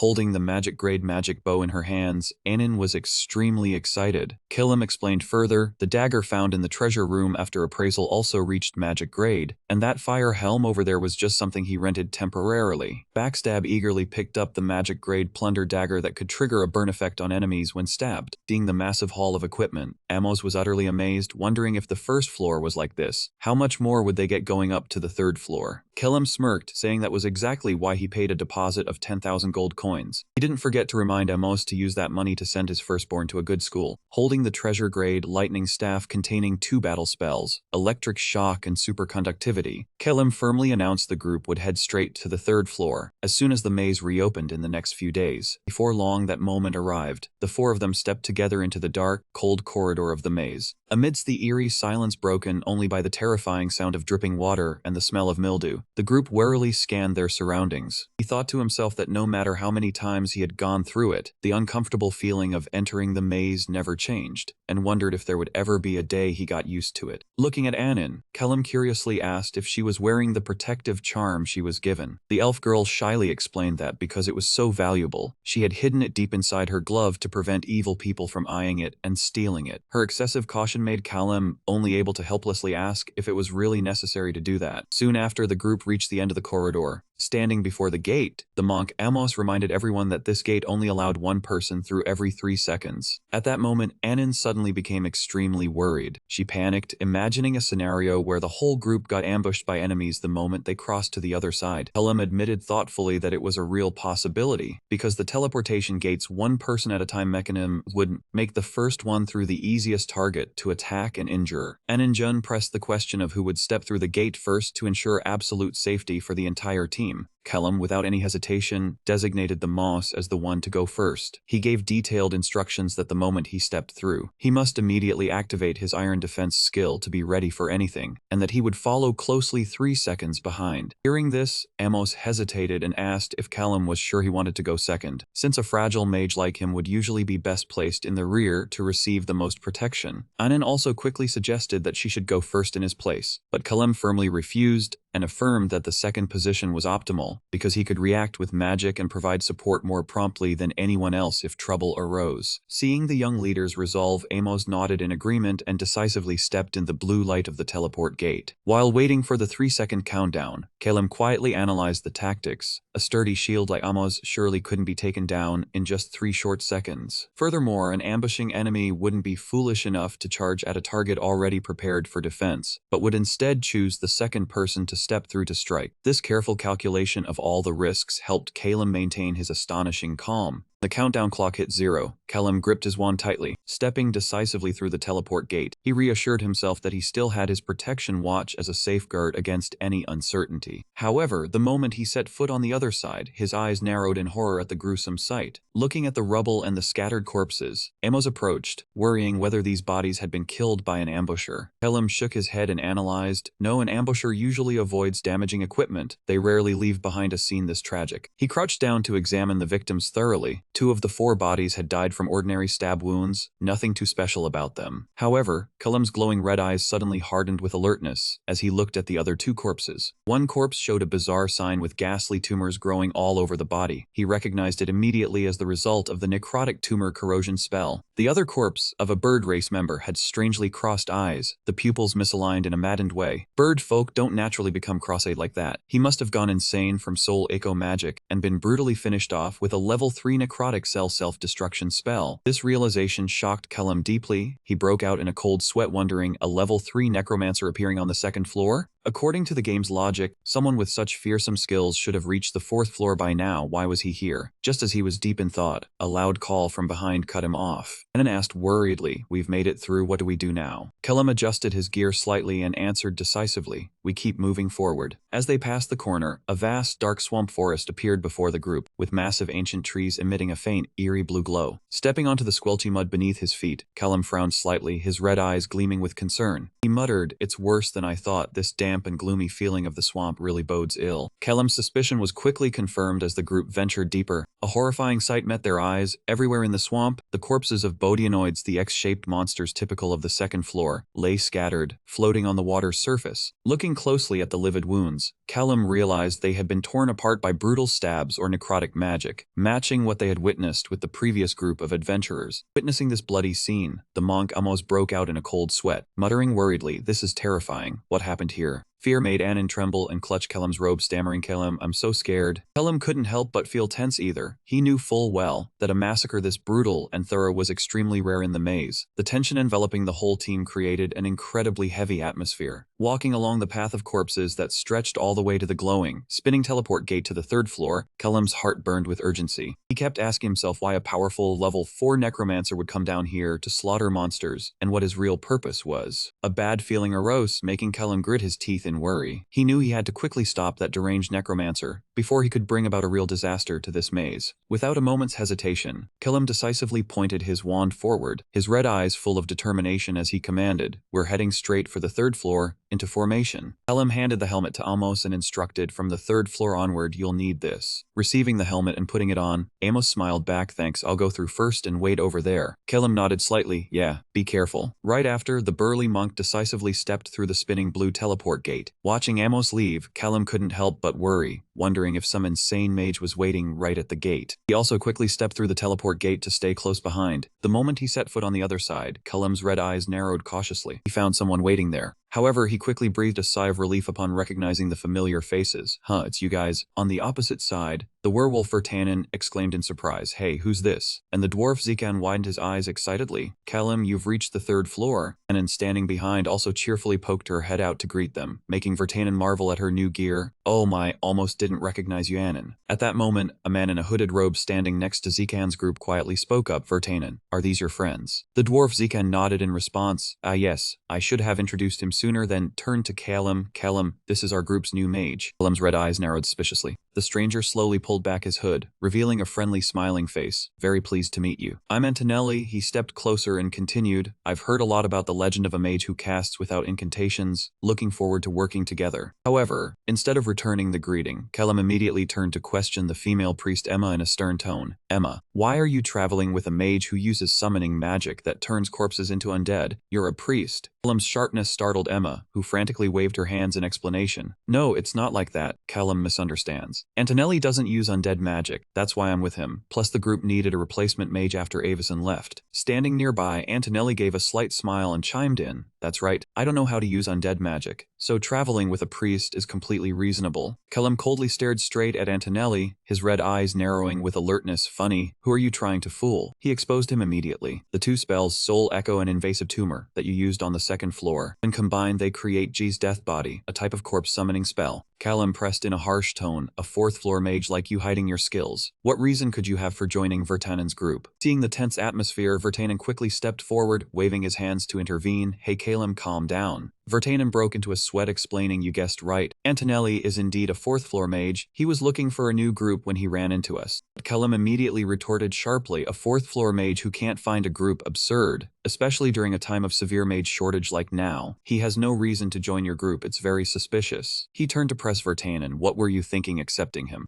Dwarf Vertanen lowered his head, flustered. "Well, if we have Antonelli, we can also get into the third floor, so thought we'd try working together." Kellam sighed inwardly, thinking to himself that Vertanen's group, in their haste to reach the third floor, had made a huge mistake, because those who try too hard to be friendly are often the most suspicious. He turned to look straight at Antonelli and declared decisively, "Antonelli, let me guess why you brought a second floor group up here. You're planning to go to third floor at 5, aren't you?" The shocking revelation made Vertanen's eyes nearly pop out in astonishment. "Third floor, point 5, what?" Antonelli's face immediately changed, darkening with tension. The third floor group knows how dangerous that place is, so they refused. Kellam locked onto his opponent with a pressured red gaze. "So you tricked the more gullible second floor group into guiding you up. I can even guess why you want to get to third floor, point 5. Recently, a traveler named Hijikata recounted that his friend had been captured by the lord of the third floor's maze. The souls on the third floor must be quite appealing to a summoner like him. He intended to harvest them within the coffins, did he not? Doing so would trigger a monster surge, endangering every traveler on the third floor. Did he undertake such an action without seeking the association's permission?" Facing Kellam's pressing interrogation, Antonelli maintained a calm smile upon his lips. However, they immediately and decisively raised their wands straight at him, sternly ordering him to answer at once. Kellam's firmness immediately heightened Anin's vigilance. She thought to herself that if he was so thoroughly prepared, the opponent must be exceedingly dangerous. Without a moment's hesitation, Anin swiftly drew her bow, aiming squarely at Antonelli, and told herself that the moment Kellam acted, she would lose her arrow. Confronted with the arrow so close, Antonelli remained nonchalant, offering a mysterious smile. Perceiving the tension spiraling beyond control, the dwarf Zikan hurriedly jumped into media. He shouted in a panic, urging Callum and Anin to remain calm and lower their weapons first. Zikan tried to soothe the situation, earnestly pleading with Callum to lower her weapon and give Antonelli a chance to explain himself clearly. Callum narrowed her eyes, gazing coldly at the other party, temporarily holding her position to hear the explanation. Zikan continued to vouch for his new companion, insisting that the art of summoning was not as wicked as people believed. Antonelli had once been awarded a Medal of Honor by the association. However, they remained deeply suspicious. He secretly pondered whether, despite the honor, this man might harbor other dark intentions. At that moment, Antonelli curled his lips into an amused smile, looking at Callum. He said the mage circle was buzzing about him, and now he understood why. His deduction was sound. He admitted as much. Antonelli finally revealed his true intentions. He wanted to bring everyone up to the 35th floor, leaving the dwarf Zikan stunned and speechless. Antonelli calmly admitted it, for this was the first time he thought persuading the whole group to follow would be easier. Hearing this, both the wolf beastman Vertanen and the female administrator Emma were horrified, trembling as they asked why he would do such a thing. Antonelli slightly tilted his head, expressing his apology for the secrecy, but insisted he had no intention of harming anyone. He was confident in his ability to keep the group safe. He simply needed some assistance to find a coffin, but that explanation was still not enough to soothe his comrades' anger. The wolf Vertanen's veins bulged. He roared furiously, questioning whether he took the whole group for fools, thinking they would obediently follow him to the 35th floor. Callum turned to instruct Amos, insisting they must depart immediately without delay. Seeing Amos still dazed, Callum explained that the third floor frequently had chaotic magic that was very dangerous for travelers. A single moment of carelessness would teleport them to the corpse-filled 35th floor, where one could lose their life at any moment. That was why Callum required him to wear that special helmet, enchanted with a brilliant level 1 combat spell, granting complete immunity to chaotic magic, and warding off the cold air within a 10-meter radius. The situation became more complicated as the dwarf Vertanen grew angry. Veins bulging, he pointed and shouted, asking Antonelli why he would cruelly trick the whole group into a life-threatening plan. Antonelli hurriedly waved his hands, insisting they had misunderstood. Then, with a soft sigh, he explained that his desire to find that coffin stemmed from a completely different reason, unrelated to what they were thinking. Callum coldly pointed his wand, questioning if he had any other schemes besides harvesting souls. Antonelli had no choice but to bow his head and confess. Inside the coffin was his old friend. He used to be a member of the Sword Saint Hijikata's group. He began to recount the painful story from many years ago. When 3 travelers from the distant east arrived, their fates began to change. Their team at that time consisted of the leader, the dual-blade swordsman Hijikata, along with the spirit clan Taoist Yuri and the goblin clan warrior Judo. Antonelli had accompanied them, conquering the 3rd floor for a long time, before deciding to part ways to join another team on the 4th floor. However, since he left, Hijikata's group suddenly encountered a major incident. This truth left both Amos and Ambush standing beside him utterly astonished, unable to believe what they had just heard. Antonelli Yuso continued. Judo's disappearance made the other 2 members blame each other, ultimately leading to their unfortunate disbandment. He mused, comparing the situation to the labyrinth gut theory. Hearing this, the dwarf Vertanen shuddered, realizing this theory regarded the entire labyrinth as the intestines of a colossal demon. That demon used precious treasures to tempt greedy travelers into venturing inside, this being one of the game's main storylines. According to this theory, adventure groups descending from the 1st floor would be gradually digested by the labyrinth, similar to how the stomach breaks down proteins and the duodenum digests fats. They became nutrients feeding the evil entity, and the most nourishing travelers would eventually become a tasty morsel for the labyrinth's master. Antonelli explained that once a group began to be digested, they would constantly encounter misfortune, leading to a faster disbandment. After he left, Hijikata's group lost Judo, and that was when the digestion process began, but Hijikata never gave up. Recently, Ambush's resurrection event had opened up a hope to save Judo. Antonelli looked at Callum earnestly, insisting that Hijikata was staking his life on one final gamble. He merely wanted to find that coffin to help his old comrade. A touching story began to soften Vertanen's heart. The dwarf admitted that the deception was indeed blameworthy, but for this righteous reason, he could forgive Antonelli. In contrast, Callum remained highly vigilant. He decided to send a magic message to verify directly with Hijikata. Antonelli calmly said that if he wasn't at ease, he was free to check. While waiting for the reply message, Vertanen began to grow impatient, reminding Callum that he couldn't just keep waiting forever. He believed Antonelli's story seemed true, and continuing to doubt would be rude. Moreover, Hijikata was from the east, so it was very likely he wouldn't know how to use this messaging spell. He himself also felt a moment of hesitation, wondering if he was being too paranoid.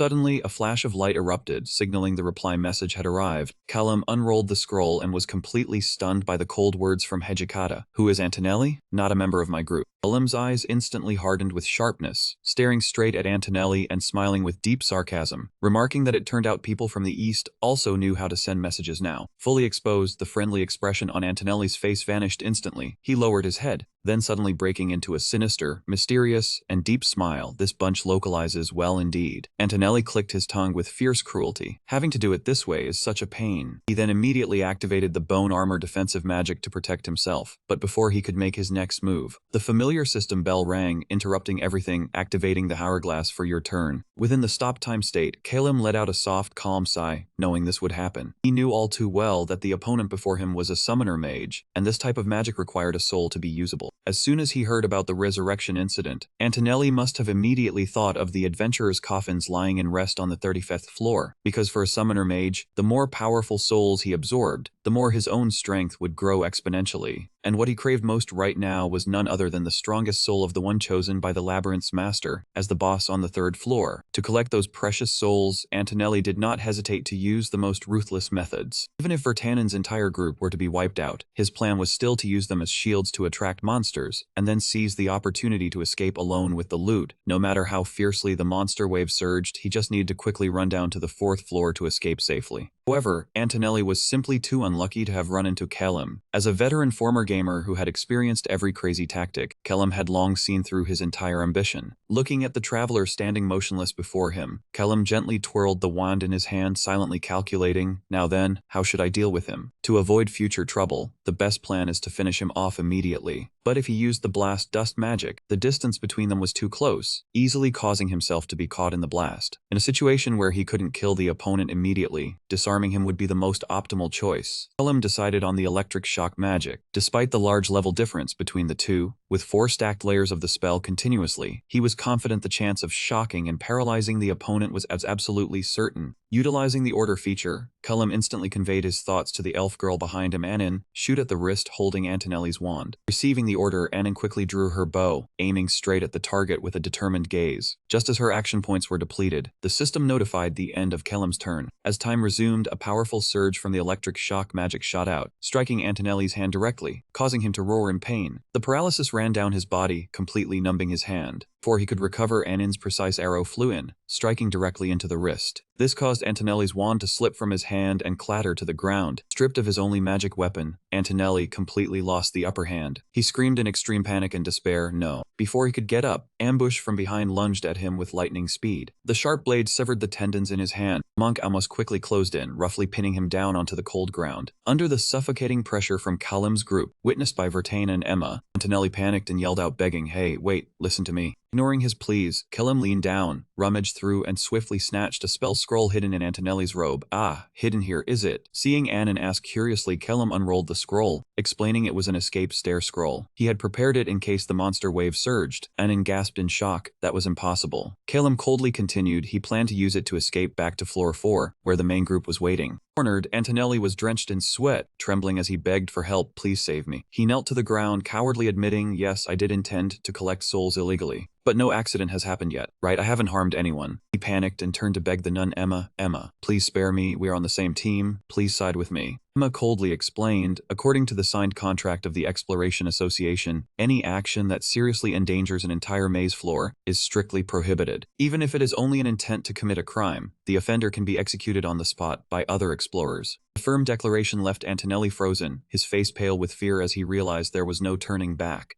Standing behind Antonelli, Vertanen silently raised his massive war kite, letting out a sigh of regret. Truly a pity, Antonelli. The cold slash ended the traitor instantly. After striking, King Tanen bowed his head with guilt and blamed himself for being too naive. He admitted he had doubted Antonelli's proposal because it didn't match their group's level, but due to his reputation and illustrious merit badge, he had to close his eyes and trust. The story about the Hijikata group being cornered was also too convincing, making it easy for anyone to be deceived. Feeling extremely ashamed for nearly getting the whole group killed, Vertanen could only silently endure it. I understand you want to protect him because he is a teammate, but please return to floor 2, Vertanen. Callum bluntly pointed out out that Vertanen's group of 3 could not explore floor 3 without protective magic equipment. He spoke while bending down to collect Antonelli's belongings, muttering to himself that this place was beyond their capability. Witnessing the keen insight and superior strength of the young mage, Vertanen lightly nodded in agreement. He silently admired how, in just one short month, he had advanced so far and surpassed his group. Vertanen hoisted his luggage onto his shoulder, sincerely saying, "All right, next time we meet in the village, I will definitely repay you. As for today, thank you, Kellum." With that, his group walked together through the blue teleportation gate to return to the lower floor. Looking at the pool of Antonelli's blood on the ground, Amos let out a sigh of regret. A talented explorer wanting to do something like that. Unbelievable. Sneak standing beside him crossed his arms and laughed in excitement. "That was impressive, boss." In the other corner, Kellum was quietly checking Antonelli's luggage. Seeing Annan standing nearby giggling smugly, he asked curiously, "Annan, is something the matter?" The elf girl immediately leaned in close, her eyes sparkling with pride. "Did you know, from the moment Callum suspected that summoner, I was already prepared for battle." Facing her sudden confidence, the others could only break out in a cold sweat and ask again, "Really?" Annan threw her head back and laughed proudly. "Yeah, really, just me, only me alone. I had already drawn my bow. That's why I hit his wrist with just one arrow. You saw it too, right?" Witnessing her self-flattery, both Amos and Sneak behind her could only look at each other speechlessly. Kellum picked up a glass bottle containing a large, glowing blue eye that sparkled. He smiled contentedly to himself. "This item is quite useful when playing games." Huh. It was a mage's eye, a special treasure that could be placed in dangerous areas to observe ahead or placed in narrow gaps behind walls to monitor the enemy. Additionally, Kellum also harvested 2 magic equipment pieces and 2 quality wands hidden inside a soul prison bottle. He silently admired, as expected of a floor 4 mage. This is almost like a mobile treasure trove. Packing all the valuable loot into their backpacks, the whole team decisively stood up and strode forward. "Now then, let's continue the journey." The snow wind howled in piercing, bone-chilling gusts atop the high mountain. Annan shivered uncontrollably, her teeth chattering. She thought to herself that she should have worn warmer clothes before leaving. Seeing this, Caleb turned and told her to quickly step over and stand next to Amos to enjoy the warmth. He explained that the torch hat given to Amos had excellent cold resistance, but the chaos immunity effect only worked effectively within a 10-meter radius, so she must not lag behind. Just then, the elf girl's pointed ears twitched. Annan panicked and turned to report to the leader that she had heard a very strange sound ahead. Willem immediately raised his wand in alert. He assessed that it seemed an ice hunter was lurking nearby and sternly reminded the whole team to be careful of ambushes. The 4 of them moved silently along the dark ice canyon. Suddenly, from the tall cliff ahead, a figure clad in fur leaped out, launching a relentless attack. Facing the unexpected strike, the monk Amos bravely stepped forward to shield his teammates. He raised his massive iron staff, activating the steel umbrella defense skill to block the stream of ice. Right after, a ferocious pack of snow wolves with glowing blue eyes crazily charged down from the ice cliff, attacking relentlessly. Sensing the danger, Callum immediately ordered Annan, "Shoot back from the mountainside." Annan decisively obeyed, nimbly drawing her bow, gathering mana to unleash the triple arrow technique. 3 magic arrows tore through the wind, flying accurately. Giant snow wolf with sharp fangs suddenly lunged straight at Amos. Unfazed, the burly monk channeled all his strength into his iron staff, sending the giant beast flying far away. The battle quickly came to an end. Kellum stood looking at the dead monsters scattered on the ground. He casually remarked, "Ice hunters. Huh, it's as if they had a patrol schedule." After a dust explosion cleaned the battlefield, Sneak's sharp eyes spotted something unusual. He hurriedly called out, "Captain, look at this. The size is enormous." In Sneak's hand was a dazzling magic stone that made Annan beside him exclaim in amazement, "Wow, it's really big. Is this a magic stone?" Callum walked over, smiling slightly as he explained, "That's right, you can't find one this big low floor 3. Profits on floor 3 start at a minimum of 100,000 gold coins." Hearing that huge number, Sneak got even more excited. He rummaged through the ice hunter's corpse while muttering whether he should dig out the ice hunter's magic stone too. Suddenly he discovered something even more terrifying and screamed in shock, "It's C rank. I've never seen one like that before." It was an extremely rare, glowing red C rank magic stone. Callum helplessly watched his teammate jumping with joy. He quietly turned his head and thought, "Oh, calm down." Only Amos kept a serious face. However, when turned to look at Amos, his composure completely crumbled. The burly monk was now drooling, with a blissful face muttering, "Ah, the tuition for my first child is right in my hands now." Kellum could only sigh helplessly. He's done for 2, huh? Boosted by the gold coin motivation, the whole team was like injected with chicken blood. Anning gleefully demanded to go hunting immediately, while Sneak loaded his weapon and charged up the snowy slope yelling, "We're rich, Captain." Watching the backs of his 3 teammates full of vigor, Kellum smiled wryly to himself, "Really? What am I to do with them? Haha, just be careful." And so Kellam's team officially activated auto hunt mode, sweeping across the entire snowy mountain region. In the freezing icy water, a blue-skinned creature with big round eyes waded forward. That is Gajosmi, a thief of the Kappa tribe. Though his body trembled from the cold, he still laughed sinisterly and muttered, "Kappa Papa, maybe it's because I'm cold-blooded. Even with anti-cold magic, my feet are still freezing. Kappa Papa, Kappa don't need to wear shoes." Gajosmi had just finished his confident remark when Saman Sojun bluntly reminded him that last time, he was the one who nearly froze his own legs.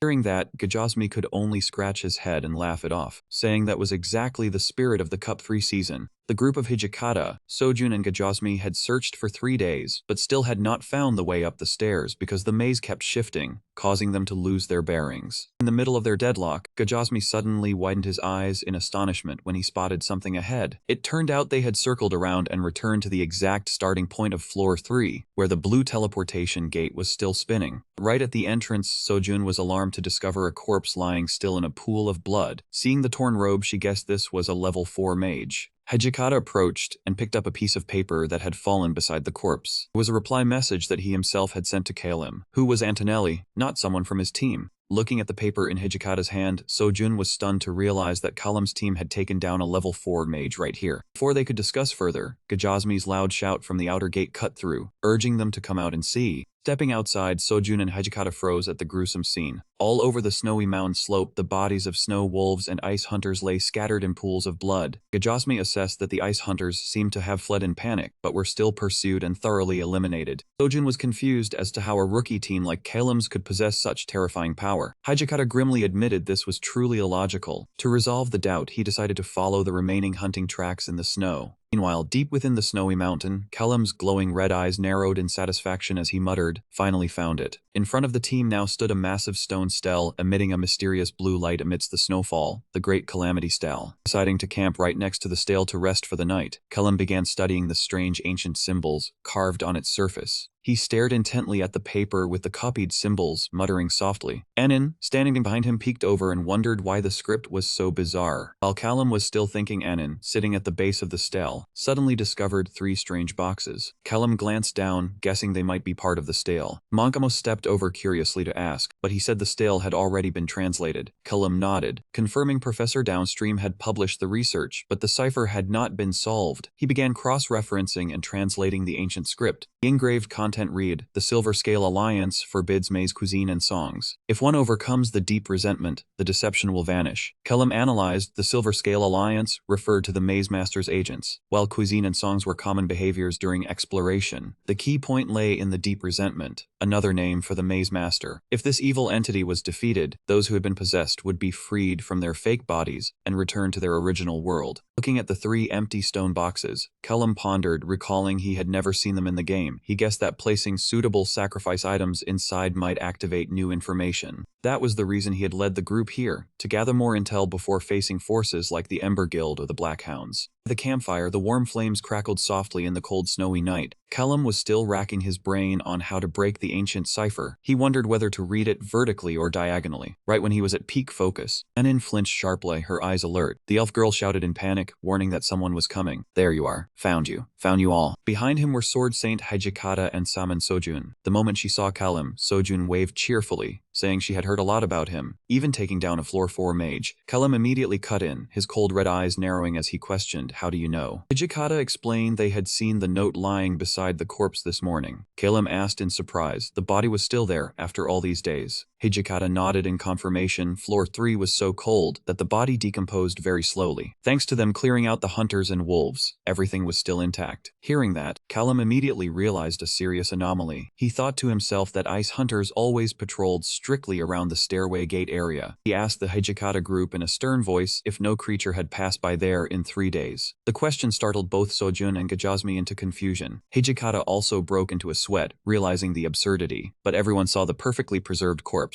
If the wolves had not touched it, something was definitely wrong. Callum looked straight into the Sword Saint's eyes and coldly put forth a hypothesis. Hijikata, did you notice anything strange about the mage's head, like the neck being severed and then reattached, the immortal type? Hijikata froze, cold sweat streaming down. He stammered back in utmost bewilderment. Looking at the towering stele with its glowing symbols in the night, Callum told himself now was not the time to stand still. He realized a terrifying truth was unfolding. Callum turned to Amos, saying Antonelli's soul had entered the floor 35 sanctum. The burly monk asked in shock, wasn't he killed by Vertanen? Callum wiped the sweat from his brow, explaining that the madness of possession happened in an instant, just like when Antonelli jumped into the floor 1 gate to save his comrades, then became the exit boss and appeared behind Amos with evil red eyes. If Antonelli had fallen into madness before being beheaded, then he had already turned into the exit boss. Callum gritted his teeth in self-blame, thinking he knew things were going too smoothly, which was a problem. The revelation made Sword Saint Hijikata exclaim in shock. Then could it be that Judo had also? To verify, Callum turned to ask Anin if he had any skills before. The red-haired lad shook his head and said no, so Callum asked directly where he learned them from. Anin scratched his head and laughed it off, replying he was not sure why, but he could just use them. Callum observed contemplatively, thinking the boy had far too many skills for his level. He quickly pieced together the maze rule. When the maze master turned a maddened adventurer into an exit boss, it granted that person the power they desired most at that moment. The moment of desperation begging for life before death. Antonelli's greatest desire was immortality. Callum explained this was a trait common when a death mage transformed into an exit boss. Antonelli's head remained attached because the immortality had begun the moment he fell into madness before death. He concluded that now the man had certainly descended to floor 35. With his nature, he would harvest both Judo's relic and his own. Soon a wave of monsters would erupt. Hearing that, Sojun and Gajasmi shouted in panic. Everyone had to run from here immediately. But Hijikata gritted his teeth with determination, saying he could not let Judo's relic fall into that bastard's hands. Seeing Hijikata about to charge off, Callum quickly raised a hand to stop him, saying it was already too late. Hijikata shouted in frustration. He was a companion from the east. You could not understand how they survived here. Callum thought to himself that he had played this game too many times. How could he not understand its cruelty? He coldly replied, it was not that there was no chance, but that it was already too late. Callum silently calculated for the worst-case scenario. Antonelli might have already drained the soul from the monument. As for Judo, there was a strong chance he had also become the floor boss. He warned if Judo's achievement had been taken, then they would have to face both bosses. The grim news made Hijikata freeze. Callum wanted to ask further, but the horde of monsters had already arrived. Callum asked Hijikata what he intended to do, advising him not to act recklessly on emotion. Just then, Anin's shout cut through. Anin reported countless footsteps from the base of the mountain, heading straight toward them. Hijikata became tense, and the children's faces turned pale at the sight of the wave of monsters. Roars and fierce howling blizzards engulfed the area of the calamitous great stele. Callum gritted his teeth, realizing it was too late to flee. He looked at the ancient stele and devised a plan to activate it to block the wave. But seeing the lines of ancient cipher text that were not yet fully decoded, the group tensed up and broke into a cold sweat. Callum explained each stele contained level 10 magic, too much for the memory book to hold. The monsters would target this area first. Understanding the danger, the group immediately shouted out orders. Everyone focused towards the steles. The group quickly ran at full speed towards the ancient stone platform to find cover. A massive pack of snow wolves with blazing red eyes roared madly and charged down from the cliff face. Led the attack wave aimed directly at the group. Facing 7 beasts closing in,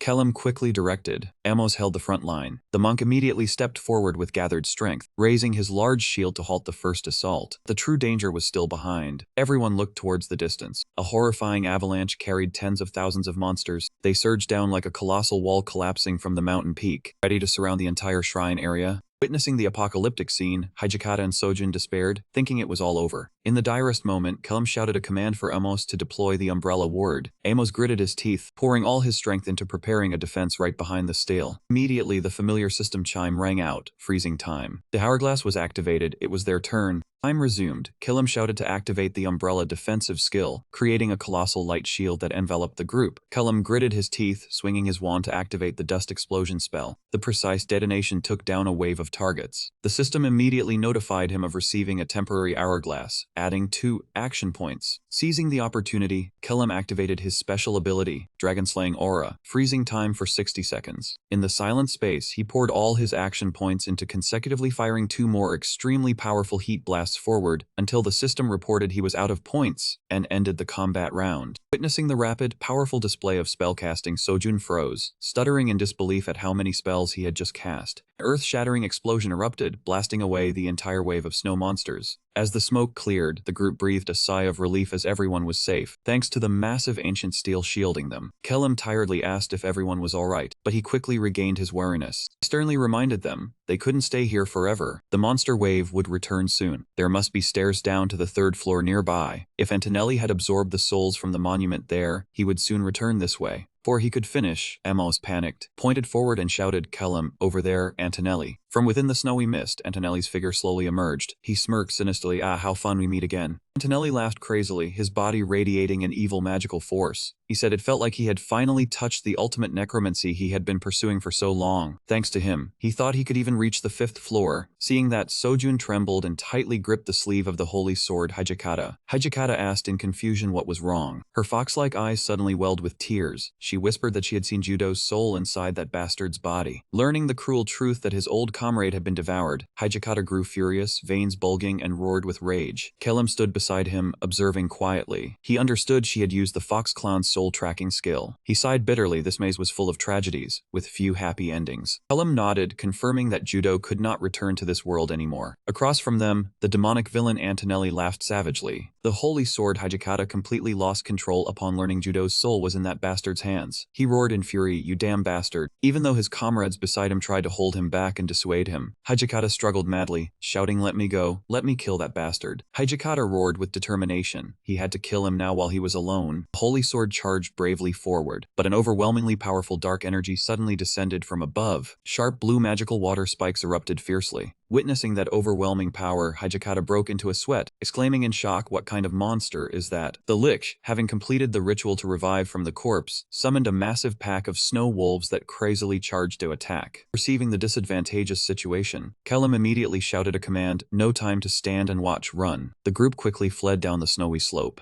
However, Antonelli only smirked sinisterly, raising his hand to cast the bone wall sorcery. A colossal wall built from tens of thousands of white bones instantly rose, blocking their path. It completely sealed off their only escape route. Antonelli hovered high above. He laughed crazily with pure evil. "Hey, hey, hey, where do you think you are running? No one escapes this place." He gathered his magical power, preparing to unleash a killing blow, the Symphony of Death. At that critical moment, Kellum decisively stepped forward, raising a brightly glowing magic flask and shouted, "Challenge. Look here, you bastard. Since this is yours, you must know what it is." It was the Soul Link flask, used to store harvested souls. Seeing his precious treasure in Kellum's hands, the Lick's blazing red eyes immediately contracted in shock and he halted instantly. Kellum smirked in defiance. "You know, the Link flask is the second most important item for a necromancer after his own life. Even though you are a lich now and it is useless to you, it still buys us time because it is your soul-bound vessel." With that, he decisively hurled the flask far away. Seeing his treasure being thrown away, the Lick Antonelli panicked, shouting frantically, "My soul flask." Seizing the golden opportunity, Kellum immediately turned his head and shouted the order to the group. "Now, retreat." The group hurriedly fled down the mountain, but the giant snow wolves and the band of frost hunters were still chasing them relentlessly. One frost hunter raised a crossbow and fired an extremely powerful ice arrow. The arrow tore through the wind, whistling forward. Immediately, the monk almost swung his iron staff to smash the ice block, opening an escape route. Running behind, Kellum channeled all his mana into his palms, unleashing a brilliant blue bolt of lightning.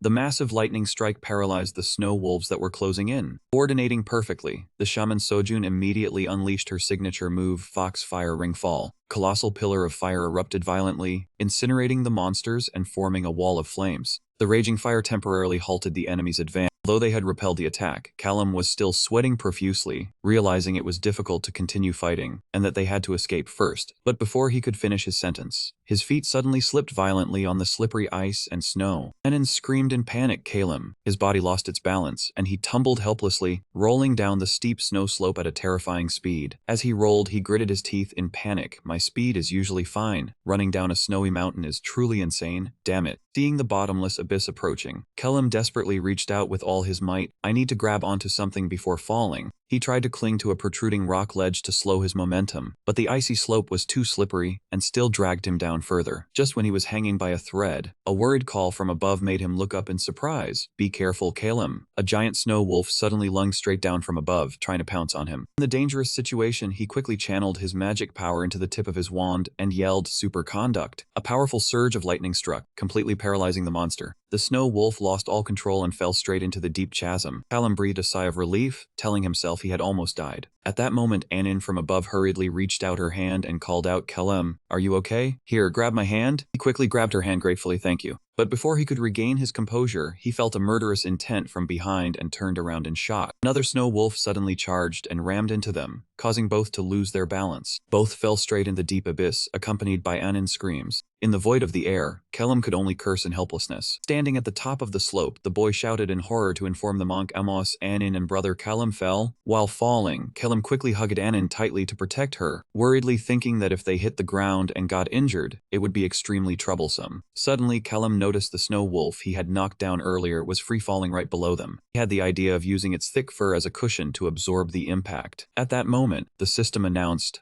"Hourglass activated." In the frozen space, he was confident he could avoid serious injury, although he might still feel pain. He channeled all his magical power to activate the skill blink. A flash of blue light burst out, enveloping his body. He teleported both of them, landing directly on the snow wolf's back just as the action points ran out and the turn ended. Both were lucky to survive thanks to the cushioning snow. Anin sat up, still stunned, and asked, "Are we still alive?" Kelem brushed off the snow and said sternly, "Yes, but this is not the time to relax. A Luke slipped off earlier, and the bag fell." Kelem calmly held out the bag in front of her. "I picked it up, hold on tight." Anin took it blankly, but before she could gather her thoughts, the sound of heavy footsteps treading on the cold snow echoed right beside them. The pack of giant snow wolves with glowing red eyes had quickly caught up and surrounded the two at the bottom of the abyss. Seeing the beasts snarling as they charged down from the cliff face, Anin tensely warned, "They're coming." Kelem quickly raised his wand in a defensive stance and said decisively, "We need to stall for time until the others arrive." Understanding this was a life or death battle, Anin drew her bowstring taut, her eyes filled with determination. "Let's treat this as the final battle." The snow wolves howled ferociously and launched a coordinated attack on the two from all sides. Without hesitation, Kelem swung his wand and shouted, "Firecracker." But the number of snow wolves pouring down grew thicker and thicker like a waterfall. Kelem gritted his teeth, calculating wordedly, "There are too many. I can't wait for the hourglass cooldown." Realizing he couldn't delay, he continuously swung his wand, unleashing torrents of lightning. The extremely powerful blue lightning struck, paralyzing the entire pack of wolves that was charging. Although he had temporarily controlled the enemy, Kelem was still breathing heavily with tension, thinking it would be very difficult to hold out until he could regroup with the others. "It's just the two of us, Anin and me." Anin suddenly leaped into the air, activating the special skill of her new bracer, Redeploy Sentinel. Her reckless action made Kelem's eyes widen in shock. She used herself as bait to lure the wolves away to another location in order to save Kelem. Witnessing that crazy scene, Kelem shouted in panic, "What are you doing, Anin?" He yelled angrily, "You are an archer, not a frontline fighter. Why are you attracting the enemies like that?" At that moment, an item unexpectedly fell to the ground right in front of him, causing Kelem to look down in surprise. It was a magic arrow glowing brilliantly, and he immediately recognized the magic link skill. "Why are you using that?" The magic arrow burst into a dazzling light, transforming into a glowing scroll. Kelem recognized it in shock. "The stairway scroll? Anin, don't tell me you plan to."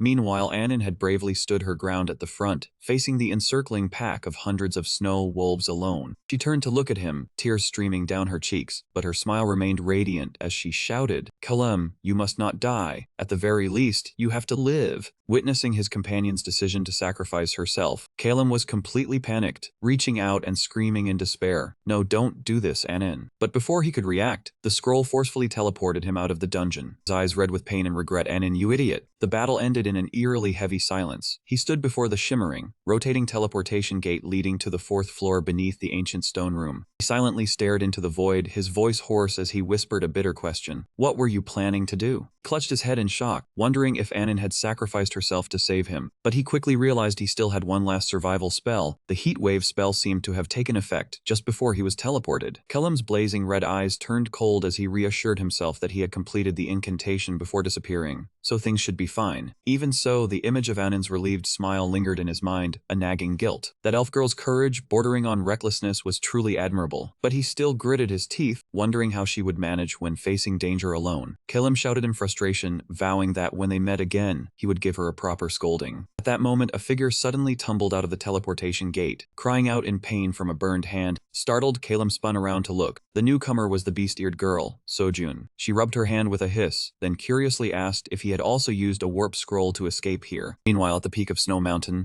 Anin was completely surrounded by a massive pack of snow wolves in an open clearing. She faced 7 ferocious beasts, baring their fangs and sharpening their claws. She worriedly asked herself what she should do now, being all alone. Yet, she still smiled softly, thinking that she had managed to get Callum to safety, telling herself that was more than enough. Suddenly, Anin felt something was very wrong. She realized that even though she stood in the freezing snowy mountain, her body perceived a strange warmth. He paused, wondering why the wolves were just glaring from afar without attacking. Observing her surroundings closely, she realized the pack seemed unable to approach this warm radius. Anin raised a finger to her lips, pondering, and began to recall the incantation Callum had shouted right before he vanished. He wondered if this was a residual heat wave magic left by Callum. Thinking about it, she was stunned. Don't tell me Callum already had a plan all along. Anin's face turned pale as she panicked, realizing her fatal mistake. Oh no, how could I not have known, pushing Callum right into the exit? Oh, what do I do now? I've ruined everything. While she was crying into her hands under the snow, right below the stone pedestal, a small green creature was also breathing a sigh of relief. It's so warm here, I can finally breathe.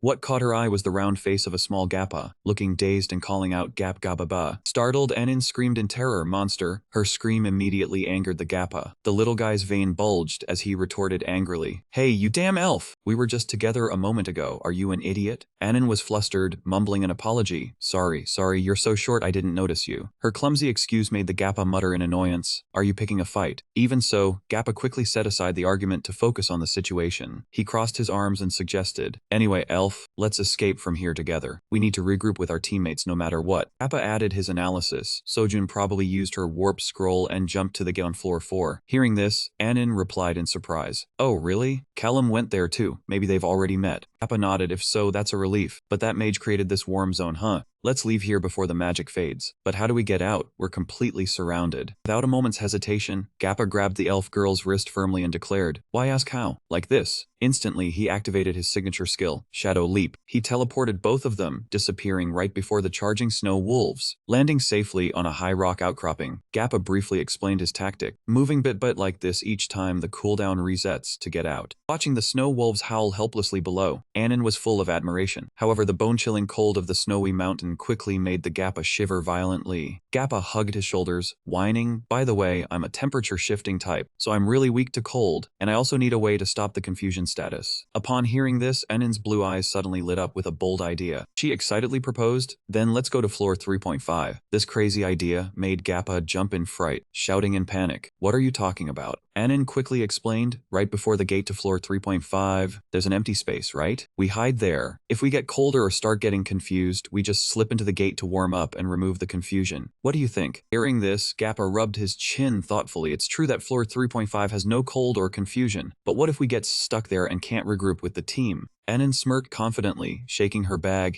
With me there, we can still stay in contact, because in this bag I have a communication scroll and a notebook. Anin proudly added, we can gather the whole team that's scattered around, and we can also coordinate with them using messages. The elf girl's unexpectedly thorough preparation completely amazed Gappa. He widened his eyes and exclaimed, so that's it. Elf, you're much more capable than I thought. She puffed out her chest proudly. I may not look it, but I'm actually Callum's pretty reliable right-hand woman. In fact, a few minutes before being teleported away, Callum had silently activated his turn stop to send her a guiding message. Deal with the cold and confusion by resting at floor 3.5 and wait for me there, Anin. The moment she received the message from the group channel, Anin could only accept it dazedly before the system announced the end of the first turn. Back in the safe zone, Callum stood quietly in the dark corridor, letting out a worried sigh. These instructions are complicated. I hope they understand everything. Please, just survive, Anin. Just then, a communication scroll appeared unexpectedly and unfolded in front of him. Anin's handwriting was clearly visible. It's Anin. I'll hide with Gappa in front of the stairs on floor 3.5, halfway up the snowy mountain. Seeing the message of safety from his companion, Callum gave a slight, relieved smile. Looks like the message got through safely. Beast-eared girl Sojun rushed over, pressing for answers. Who sent that? Any news? Callum calmly turned and informed her. Luckily, Anin and Gappa have met up and are hiding in front of floor 3.5. Callum asked about the others. Do you know what happened to everyone else? Sojun placed a finger on her chin, recalling, then answered, the last time I saw Hijikata, Amos and Sneak Attack, they were fighting together. Hearing this, Callum analyzed thoughtfully. Amos has the torch hat, so confusion and cold shouldn't be a problem. Everyone is separated, but it's not the worst-case scenario yet. However, Sojun couldn't hide her deep worry. She lowered her head sadly. But if another monster wave happens, we'll all die. If only Judo were here, things wouldn't have come to this. And with him, going down to floor 3.5 would be no problem. Yet Sojun drooped her ears sadly, saying they couldn't even get near the flag now. Hearing the two words flag, Callum's eyes widened in surprise. Wait, there's a flag on floor 3.5 too. Is it an eagle holding a dagger? Kellum's excitement startled Sojun, who frantically shook her hands in denial. She explained that the flag on floor 3.5 was actually a picture of a monster that was half human, half spider. This strange piece of information left Callum completely stunned. He quickly rummaged through his backpack to pull out the paper with the cipher from the ancient stone tablet. His blazing red eyes lit up with excitement as he realized the pattern. He had deciphered the code by only reading the letters in prime number positions. When the ancient characters were rearranged, 3 clear phrases immediately appeared: dagger, vulture, gourmet whale, and the poor spider doctor. Callum immediately connected this to the ancient gold coin engraved with an eagle holding a dagger that he had picked up in the treasure room on floor 1, something referred to in this labyrinth as the dagger vulture, and the flag Sojun just mentioned on floor 3.5 was the poor spider doctor. After this string of clues following the motif, Callum realized the cipher's content was actually talking about the interfloor villages that had been swallowed by the labyrinth. Looking at the 3 stone boxes placed before the ancient stone tablet, he understood their mechanism. The group was required to place each floor's ancient coin into the boxes in the exact order of the phrases. However, Callum currently only possessed the coin from floor 1, meaning he would have to gather more coins from the treasure rooms on each subsequent floor. This was the only key to activating the large-scale destruction stone tablet to quell the monster tide. Callum's gaze hardened with killing intent as he gritted his teeth in bitter resolve. You damn licks, just you wait. I'll kill you not twice, but 3 times. Meanwhile, in another part of the labyrinth, a subgroup of adventurers, consisting of an orc, a cat beastman, and a mage, were frantically fleeing through freezing water. No one could have imagined that the brutal monster wave would erupt so quickly. The dark monsters were beginning to seal off all the stairway gates, hunting down every path to survival and giving no adventurer any chance to escape to other floors. The blonde elf quickly grasped the situation. The enemy would block the connection gate to the second floor first, so they still had some time. Hurry up, find Antonelli and head down to the 4th floor. Just then, the cat beastman suddenly halted, raising his hand and looking into the distance with a puzzled expression. Wait, over there. Seeing a figure sitting alone amidst the white snow, he joyfully shouted that it was Antonelli. Immediately, he hurriedly ran over with his teammate, calling out loudly, "Hey Antonelli, it is us. Why are you not at the meeting point?" Approaching but still seeing no reaction from Antonelli, he placed his hand on his shoulder and urged him, "Hey, answer me." However, Antonelli still kept his head down, constantly muttering bizarre, nonsensical words, "Goblin soul, goblin soul." Suddenly he tilted his head, revealing half of a rough, darkened face along with blazing red eyes emitting an extremely evil light. Witnessing the horrifyingly deformed face of his teammate, he was terrified, sweat pouring down his face as he exclaimed, "Antonelli, what happened to you? Your face?" Facing his teammate's panic, Antonelli unexpectedly stretched his mouth into a sinister, cruel smile that reached his ears. "Huh, is it you, my teammates?" Without a shred of humanity, the demon roared out his declaration. "Come on, up to the 5th floor, I will take you there." He laughed madly, his eyes blazing red, an evil mark clearly visible on his forehead, raising high a magic chalice emitting a red glow and roaring brutally. "By stuffing you in here, I will harvest you." Receiving the transmission signal from Hijikata's group, Anin breathed a slight sigh of relief. Through the communicator, the Sword Saint reported that he was hiding with the monk Amos in a small cave, about 200 meters south of where Anin had fallen. Knowing the group was safe, Anin decided to continue hiding here with Gappa to wait. The elf girl had complete trust in her leader. With Callum's personality, he would definitely never abandon his teammates to flee alone, but would find every way to gather the whole team in one place to escape safely together, so that Callum could grasp the situation quickly and in the most detail. Anin immediately activated a transmission magic spell towards him. She reminded herself that everyone's lives were currently in her hands, and she had to perform her role as an information commander excellently to support Callum to the utmost. Receiving the well-coordinated message from Anin, Callum slightly curled his lips in a satisfied smile. He silently praised the elf girl for doing very well according to what he had instructed earlier. Prepare for the journey to reunite. Callum's eyes turned to a blazing, determined red. The Catma French pocket watch was immediately activated, putting the battle into his paw's turn. At the same time, Callum sent a transmission message to Anin, telling her to explain the situation clearly to Hijikata and Gappa so they could feel at ease. He stated that since he was currently accompanying Sojun, who possessed the excellent soul-tracing ability of the Holy Tribe, locating and finding Hijikata's group would not encounter any obstacles. Just as he finished the transmission, Callum continued to swing his wand, detonating another burst of seal powder to clear the last enemies just as the system announced the action points were exhausted and ended the turn. Just as he had predicted, thanks to the locating compass in his hand, finding the hidden treasure room had become easier than ever. Approaching the strange wooden chest under the flickering torchlight, Kellum excitedly shouted upon finding what he needed. He quickly harvested 2 extremely valuable ancient gold coins, one engraved with a gourmet whale and the other a poor spider doctor. Thus, Kellum had now collected all 3 ancient coins from the floors to prepare for the plan to activate the Great Stone Tablet of Destruction. Additionally, he picked up a few more healing potions and a useful black embroidered hooded robe. However, as he turned his head back, Kellum slightly frowned when he noticed the condition of the salmon girl, Sojun,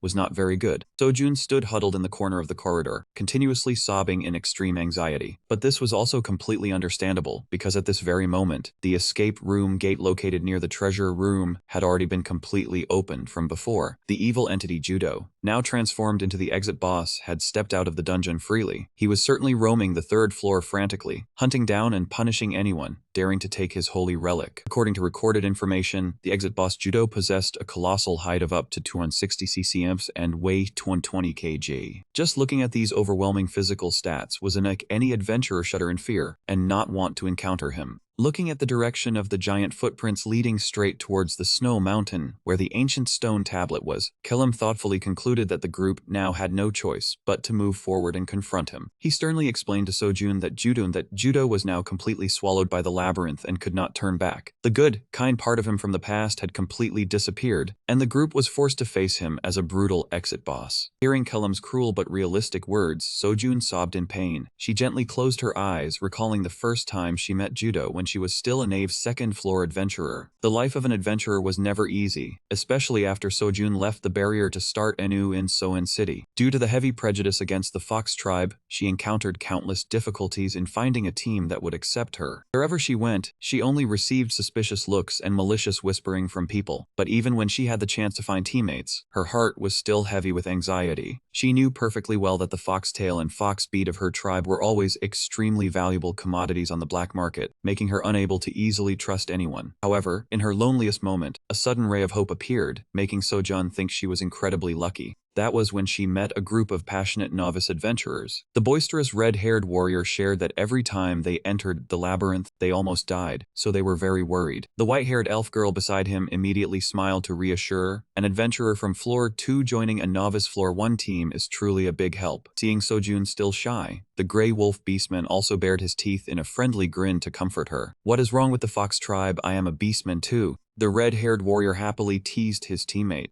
How dare you compare the lady Sojun with the likes of you? We will get stronger quickly, so let us advance to floor 2 together." Receiving the enthusiastic agreement from everyone, Sojun gently covered her mouth and laughed happily, feeling genuine warmth from her new teammates. Their sincerity had completely won over the timid fox girl. Sojun thought that if she kept accumulating experience and building solid trust with them like this, she believed she could journey with them as true adventurers for a very long time. However, tragedy struck right in the group's first dungeon expedition. As soon as they stepped into the dark area, the red-haired warrior coldly spoke up. "Let us start now." Immediately, the teammates who had seemed so friendly suddenly changed their attitude, simultaneously drawing their weapons and combat gear filled with killing intent. Looking at their sinister expressions, Sojun asked in a daze, why did you guys suddenly change your equipment? Have you ever seen this before? It is called a jump ambush." A cold, murderous voice suddenly sounded right behind Sojun. Sojun screamed in pain. An extremely powerful slash knocked her tumbling to the ground. Just as she tried to get up, a binding spell was immediately activated, wrapping tightly around her body. In pain, she looked up. Sojun was shocked to realize that the person coldly casting the binding spell was none other than the white-haired elf girl, the teammate she had once trusted wholeheartedly. The gray wolf beastman stepped closer to the trembling Sojun. He said coldly, "I am truly sorry to have to do this to a fellow beastman, but what can be done? The world is cruel, but is it not your fault for having 3 tails?" He stared into her tearful eyes and laughed cruelly. "You keep swaying them like that. Of course people will pay a high price to buy them. We also need magic gear if we want to advance to floor 3 soon. We have entered floor 2 over 50 times now." Surprised, one fox bead buys 2 items. What can we do? With that, he mercilessly swung his sword down. "Do not blame us." Just as the wolf was about to deliver the finishing blow, a huge figure suddenly charged in, swinging a powerful slash that sent the gray wolf flying away. A stern, furious voice rang out. "How dare you try to kill a fellow beastman?" A large warrior clad in a robe approached, kindly extending a hand in front of Sojun. "You are scared, right? Come with me, fox girl, from now on we will protect you." That was Judo, the brave goblin tribe warrior. From that day on, Sojun officially joined their team. Remembering those warm memories, Sojun shyly smiled, and just like that, they became, to him. Judo was nothing short of a savior, and then a precious teammate got trapped in the maze and was now going around killing innocent people. Listening to Sojun's heartbreaking story, Callum could only remain silent with a somber expression. Sojun wiped her tears. She couldn't let him continue living like a monster. She pleaded earnestly with the young mage. Callum, please, I beg you, just this once. She stood up resolutely, her eyes fixed on the snow-covered path ahead. It was time to save him. Understanding her determination, the two quietly hoisted their luggage onto their shoulders, and together they stepped forward into the gloomy, snow-capped mountains to rescue their old teammate, while Callum and Sojun were on their way to Rendezvous.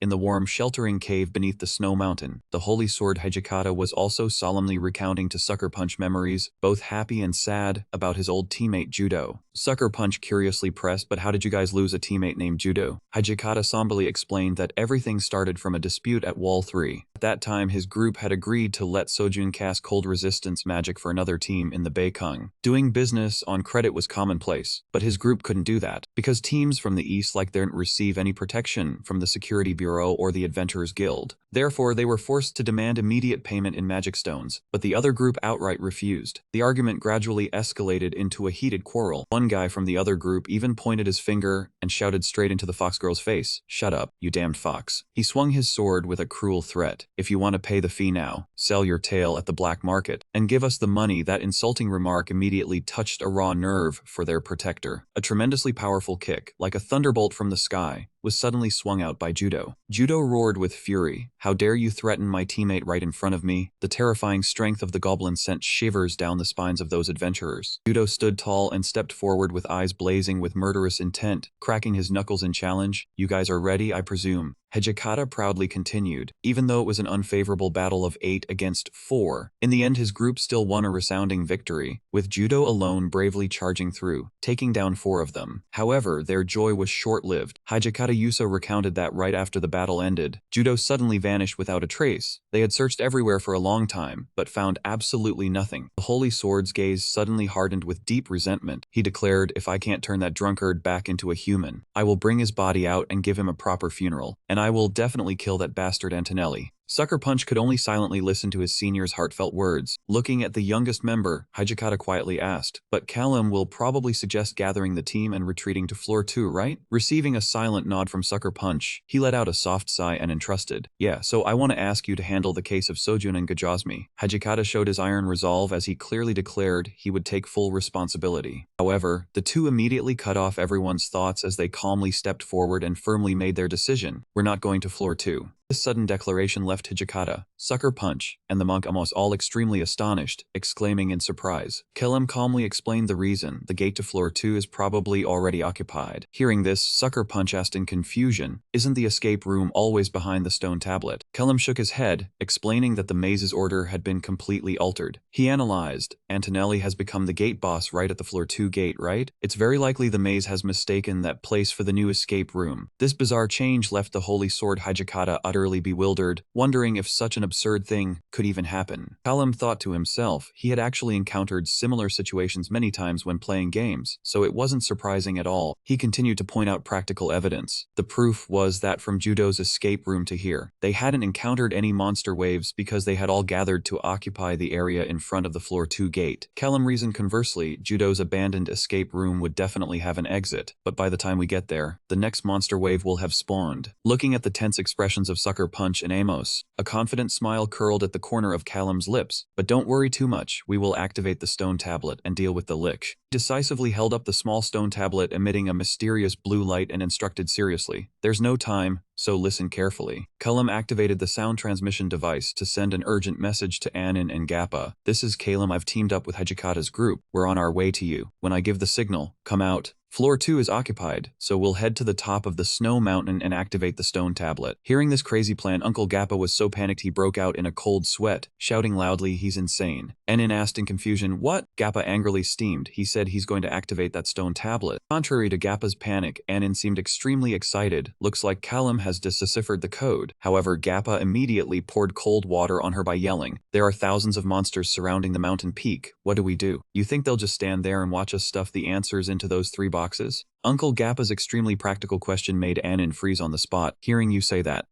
Gappa worriedly lamented, if floor 2 is blocked, we don't have many choices, but still. Anin was equally confused. She grumbled, damn it, this is truly walking right into a trap. Even so, she still tried to reassure her teammate, but let's trust Callum's plan. Gappa immediately retorted, that damn scoundrel. For the plan to succeed, someone has to pull aggro from the monster horde on the mountain peak, but who's gonna do that? Anin could only let out a knave giggle and answer, Callum will find a way somehow. Her excessive optimism made Gappa mutter in frustration, that damn Callum. Just then, a brilliant flash of magic light suddenly erupted from the message scroll in Anin's hand, leaving both of them stunned in surprise. At the same time, the two, along with their group of teammates, also began to move faster under the dark, snowy sky. He thought to himself that he really wanted to explain things more thoroughly to Anin's team, but the situation no longer allowed for time. To keep up with Judo's pace, the whole group had to run against the clock with all their might. Observing the canyon terrain, Callum carefully analyzed the 3 paths leading to the summit. The first path was blocked by Lick Antonelli's femur's wall. The second path was the one his group was taking. And the drunkard was currently quietly climbing up the third path. However, none of Judo's actions could escape Callum's sight. From the high cliff, a mage's magic eye, a useful treasure seized from Antonelli, was silently watching and transmitting all the real-time images to the glass bottle in his hand. Callum's lips curled into a smug smile. He had placed this eye on the third path beforehand to keep track of the enemy's every move. Seeing the image of Judo having climbed halfway up, Callum urged the group to hurry up even more. Leading the way, the monk almost turned back to remind, it's very dark, everyone be careful not to slip. To stay hidden and avoid detection, Callum even took off his cold-resistant hat. The group quietly stuck close together, climbing up the dark snow mountain peak towards the ancient glowing stone tablet in the distance. They meticulously calculated their tactics. They absolutely had to patiently wait for the moment Judo and Antonelli clashed on the summit before making their move. He knew well that if he had to face both an entire undead legion and a powerful lich alone, Judo's chances of victory were extremely low. A cold sweat bead slowly trickled down Callum's cheek as he thought of the worst-case scenario. If Antonelli kills Judo, he will immediately resurrect and turn the old teammate of Hijikata's group into a brutally loyal undead minion. He vowed to himself, we absolutely must prevent that worst-case scenario. Callum gritted his teeth in impatience, but still had to carefully tiptoe each step to avoid being detected. He told himself that perhaps Anin had heard their footsteps and guessed their position by now. Currently, the distance to the stone tablet was only about 100 meters. Callum calculated silently. When Judo starts fighting, that will be the signal for them to act quickly and activate the stone tablet. He focused intently on the magic eye bottle in his hand to grasp the situation, but suddenly Callum's red eyes contracted in shock. What? The image transmitted from the magic eye suddenly turned white. He was stunned to realize where was Judo. At that very moment, a loud shout echoed from a distant rocky outcrop. Callum, alarmed, recognized a familiar figure and shouted, no, Anin, I told you to wait for my signal before coming out. At the mountain peak, Anin shouted a panicked warning for everyone to be careful. The ground shook violently as the heavy footsteps grew closer. Callum was startled to realize Judo was charging toward them. He broke into a sweat, finding it absurd unless that man knew instant teleportation. Sojun was also frozen in place, and before he could wonder, a growl echoed right beside them. Before their eyes stood a tattered zombie with a bizarre, horrifyingly grotesque appearance. Callum suddenly understood the dungeon's rule. When that leech reinforced an area, he would create tattered zombies to guard it. What was even more shocking was that Antonelli had used the corpses of the 3 adventurers he had just murdered to forge the monster, rather than using ordinary beast carcasses. The mutant creature had the massive build of a warrior or, with the head of Elfrid and the cat race beastmen. Callum gritted his teeth, wondering where these monsters came from. Before he could compose himself, the giant zombie swung its weapon and slammed it hard into the ground. The monk almost swiftly rushed to the front, bracing himself to withstand the heavy blow from the monster. Immediately after, the holy sword Hijikata swung his blade and charged into the fray. The red-haired warrior also flanked in from the side. The two coordinated a powerful slashing strike to relieve Amos, but their physical attacks couldn't pierce the monster's super defensive armor. The monster let out a deafening, ear-piercing roar. It swung its massive arm, sweeping both Hijikata and the red-haired warrior far away. The mutant zombie's blazing red eyes gleamed with brutality. It unleashed a decisive strike aimed directly at Amos' position. Callum shouted in horror, Amos, no! Without hesitation, he channeled his mana into his wand, activating superconductivity. A devastating lightning bolt erupted, striking the monster directly to suppress its power. The zombie remained standing. Callum was stunned that the electric shock had no effect due to the massive level difference.